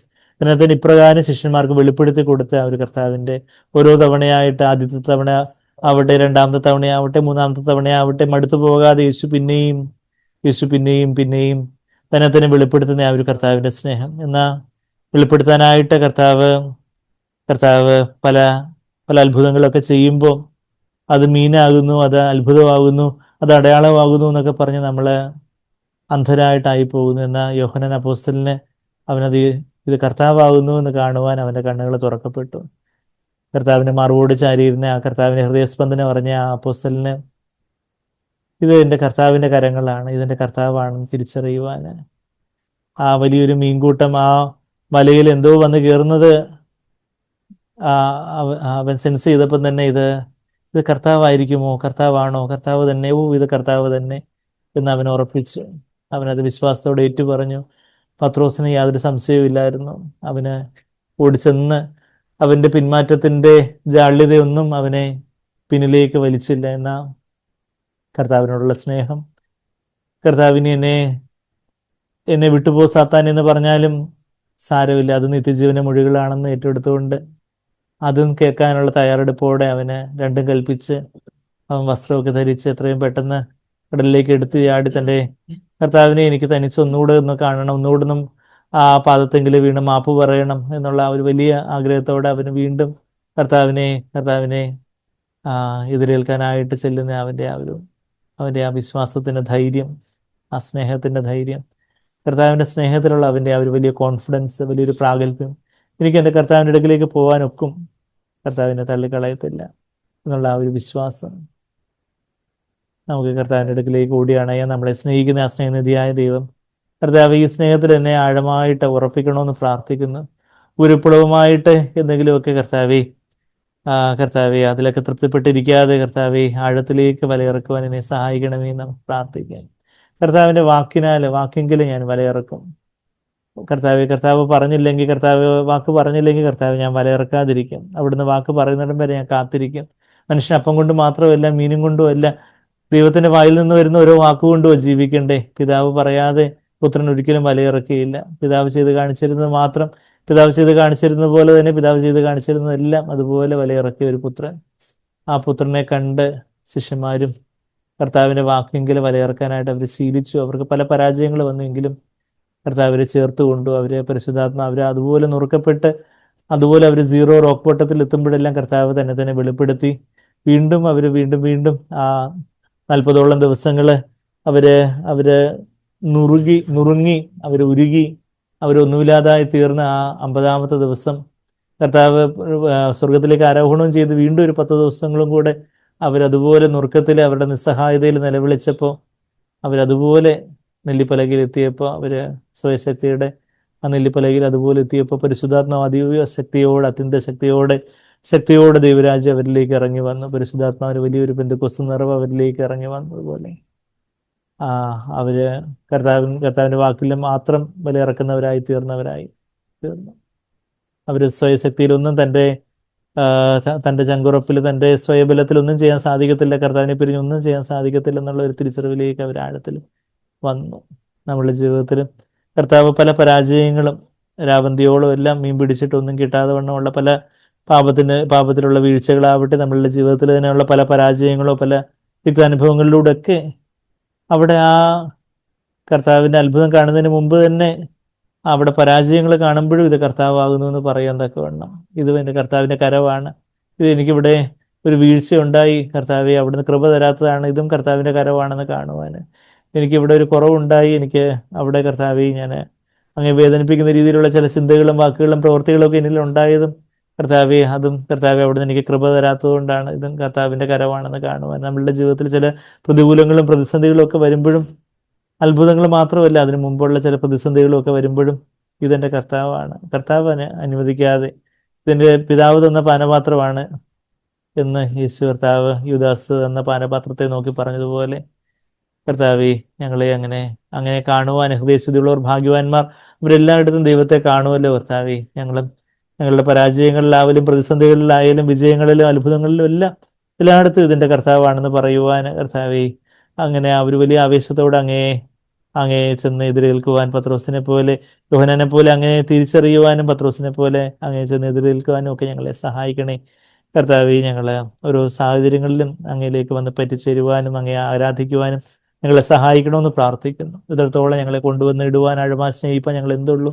നന്ദി കർത്താവേ, നന്ദി. ഞങ്ങളെ തന്നെ താഴ്ത്തി ഏൽപ്പിക്കുന്നു. അവിടുത്തെ ആത്മാവിനെ ഞങ്ങൾ ഓരോരുത്തരും നിറയ്ക്കണം.